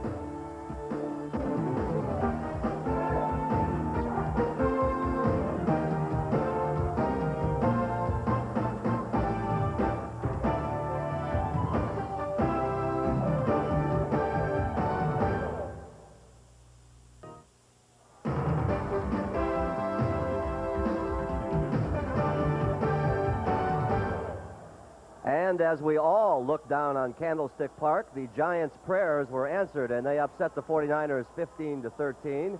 And hi, everybody, what a football game. Pat O'Brien along with Terry Bradshaw, and now the New York Giants play another New York team, the Buffalo Bills. And who do you like in that matchup? Yeah, right. That's me right off the bat. I was impressed extremely well with Hostetler and his career. And Pat and Barr coming back with 5 field goals today and winning on the road. Giants defense. But I'm watching that Buffalo team today, and I've never seen an offensive machine, and they're hot. Kelly's hot, great receivers, outstanding defense. And right now, if you just asked me, and you just did, I would have to say Buffalo. All right, Terry, thank you. Let's remind everybody about our lineup here on CBS tonight. It begins with 60 Minutes. And then later tonight, Lonesome Dove returns to CBS. Robert Duvall, Tommy Lee Jones, Danny Glover, and Angelica Houston lead an all-star cast. Right now, we have a special report from CBS News, and let's go directly to Dan Rather in New York City. Dan? Thanks, Pat. Terry, what a game. Here are the headlines from the war. Iraqi Scuds tear toward Saudi Arabian targets. Iraq shows American prisoners of war. Bad weather hampers Allied bombing raids. Now some details. Iraq fired at least 10 Scud missiles on targets in Saudi Arabia, at least four, toward the huge U.S. base in Dhahran. The other 6 minimum missiles aimed at the capital city of Riyadh. But U.S. Patriot missiles, ground-to-air defensive missiles, may have continued their remarkable record. It appears that they may have brought down at least 8 of the Scuds. Iraqi television showed interviews with American POWs. In his first broadcast speech of the war, Saddam Hussein said prisoners would be treated humanely, and he vowed to step up the fighting. And weather problems, cloud cover and fog, are slowing the Allied air raids on Iraqi targets. Dan Rather in New York. Stay tuned for a special Persian Gulf War edition of 60 Minutes following the NFL post-game coverage. Now back to Pat Big Finish O'Brien in San Francisco. Pat? All right, thank you, Dan. CBS newsman Dan Rather reporting live from New York City. Our score here, the Giants 15, San Francisco 13. Coming up, the presentation of the George S. Halas Trophy. Greg Gumbel will have that from the winner's locker room. We come back from Candlestick Park right after this. Stay with us.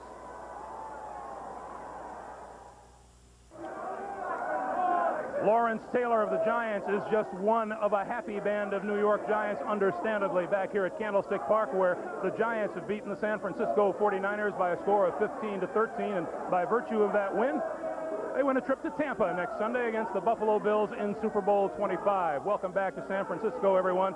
I'm Greg Gumbel. Let me introduce the people up here to you. Giants head coach Bill Parcells, and with the NFC Championship comes the George S. Halas Trophy. That will be awarded by Mr. Ed McCaskey, chairman of the board of the Chicago Bears, and by Mrs. McCaskey, the daughter of George Halas. Ed?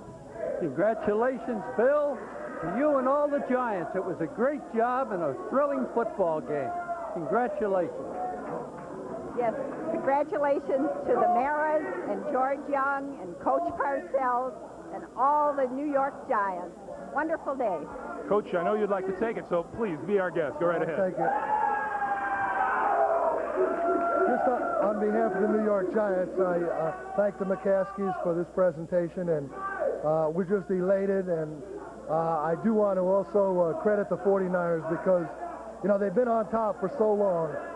They're the type of franchise that we all aspire to be, and I just have to give them a lot of credit for the way they played. It was a terrific football game, you know, and even this old man could really get excited about something like that. So on behalf of the Giants, I say thank you. Here we go, guys. Bill, let me ask you, we exchanged words just a couple of moments ago, and you agreed this game was not awfully different from the one that you lost here 7-3 back in December. No, it wasn't, Greg. I don't think there's really that much difference between the two teams. You know, we made some plays today. We kind of shortened the game a little bit. Our defense played very well. We just had a one-play lapse the whole game. And I think our offense, you know, did a good job running the ball, so I'm pleased. I know that you talk about defense and you stress defense. I'm sure you're well aware that the Buffalo Bills put 51 points on the board today. Well, they looked awesome to me, and we played them back there in early December, and they sure gave us a very difficult time in New York. They're a very talented team, but, you know, we just look forward to the opportunity. Coach, again, congratulations to you and the New York Giants. Well, thank you very much, Greg. George Seifert is with Leslie Visser. Leslie? Coach, you played so well for 3.5 quarters. What broke down at the end, and what could you have done differently? Well, I think it's just a great effort as far as the New York Giants team is concerned. Their defense played very inspired at the closing minutes of the ball game, and as well their offense. And Hostetler came up with some great plays. He certainly showed championship caliber out there today. You just addressed your team so eloquently. Could you summarize your feelings on losing the opportunity to three-peat? Well, there's no question. This is a loss that will linger for a while. At the same time, we're very proud of the team and its accomplishments over this football season. I think all of us are extremely proud to be part of the organization. We've won a number of great games and had some tough battles and have been able to overcome some very tough situations. And we just got to compliment the New York Giants now and wish them well in the Super Bowl. Great. Thank you for your time, Coach. Back to you, Greg. All right, Leslie, if you're looking for a couple of heroes in Giant uniforms, look no further. On my left, Matt Barr, and on my right, Jeff Hostetler. Let me ask you first, Mr. Barr, about the kick and whether or not you had any doubts as you approached it. It was a good kick, but I'll tell you what, this victory is for the guys. They worked so hard through training camp. They overcame so many obstacles. I'm just happy to be along for the ride. I want to ask you about this field goal. Winds really weren't much of a factor down the field today, were they? It was making them drift a little bit, but you can't ask for a nicer day in San Francisco. Usually it's really blowing hard. Matt, congratulations to you. I want to talk over here with the gentleman that you called your hero. Congratulations to you. First of all, I want to ask you about the knee. How is it? My knee's fine. I'd just like to say hi, my wife and my two boys and my mom, and just thank the good Lord for the opportunity. He's really blessed me. Jeff, there have been numerous comparisons, of course, of the quarterbacks in this game, and you've shown that with a combination of good defense out there, past experience doesn't make that much difference in one football game. Well, everybody's got their own opinion, and they keep on telling me I can't, and, you know, I'm going to the Super Bowl, so hopefully we're one step away from winning it all, and these guys have done a great job, and they deserve to be going, and I'm just happy to be part of it. I know I've been singing the praises of the New York Giant defense in here, and rightly so, because they keep you in a football game, don't they? Oh, they've done a super job all year, and I tell you, to hold San Francisco to the number of points that they did, allow our offense to come down and kick field goals and put points on the board and win, it was a big plus for us. Jeff Hostetler, congratulations to you. Thanks. Jeff Hostetler and the rest of the New York Giants on the way to Tampa for Super Bowl 25. 15-13, Giants a winner. We'll take a timeout and come right back in just a moment.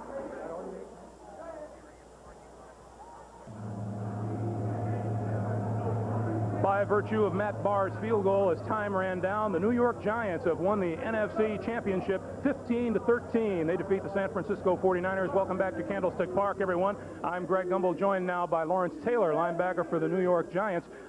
Emotional game, I thought, LT. Yeah, it was a great game. It's not a lot different from the last game we played, and I'll tell you, it was a battle the whole way, I'm telling you. We're going to show the fumble that you recovered. Tell us how you saw it. Well, we just had try to pinch it in and try to constrict the hole. And I saw Craig, somebody hit him and the ball just squirted out the back of his arm. And just caught the ball and just laid there and said, hey, let's go take it home.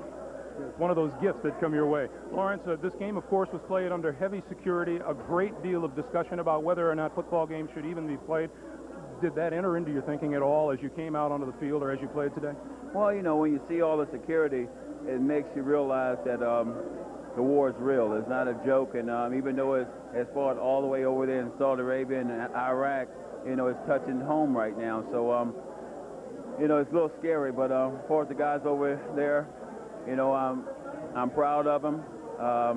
Bring us back a victory, and I just wish the people over here would stop all the protesting and support those guys. Those guys are fighting for us. All right, Lawrence, congratulations again. Thanks very much. Thank you very much.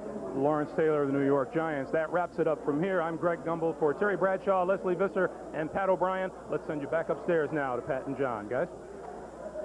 All right, the final score, 15-13. The Giants head for Tampa.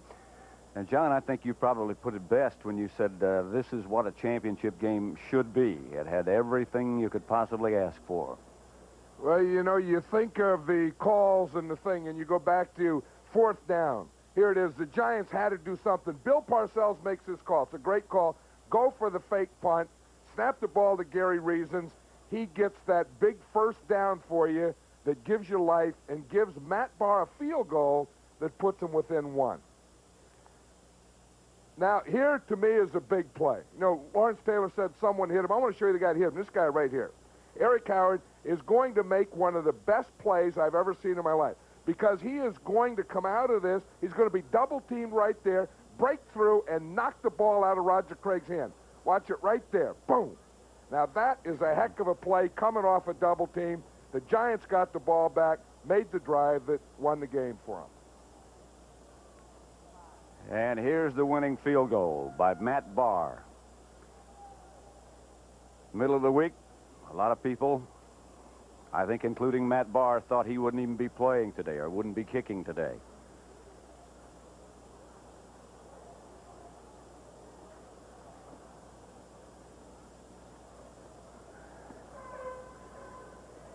That's the record.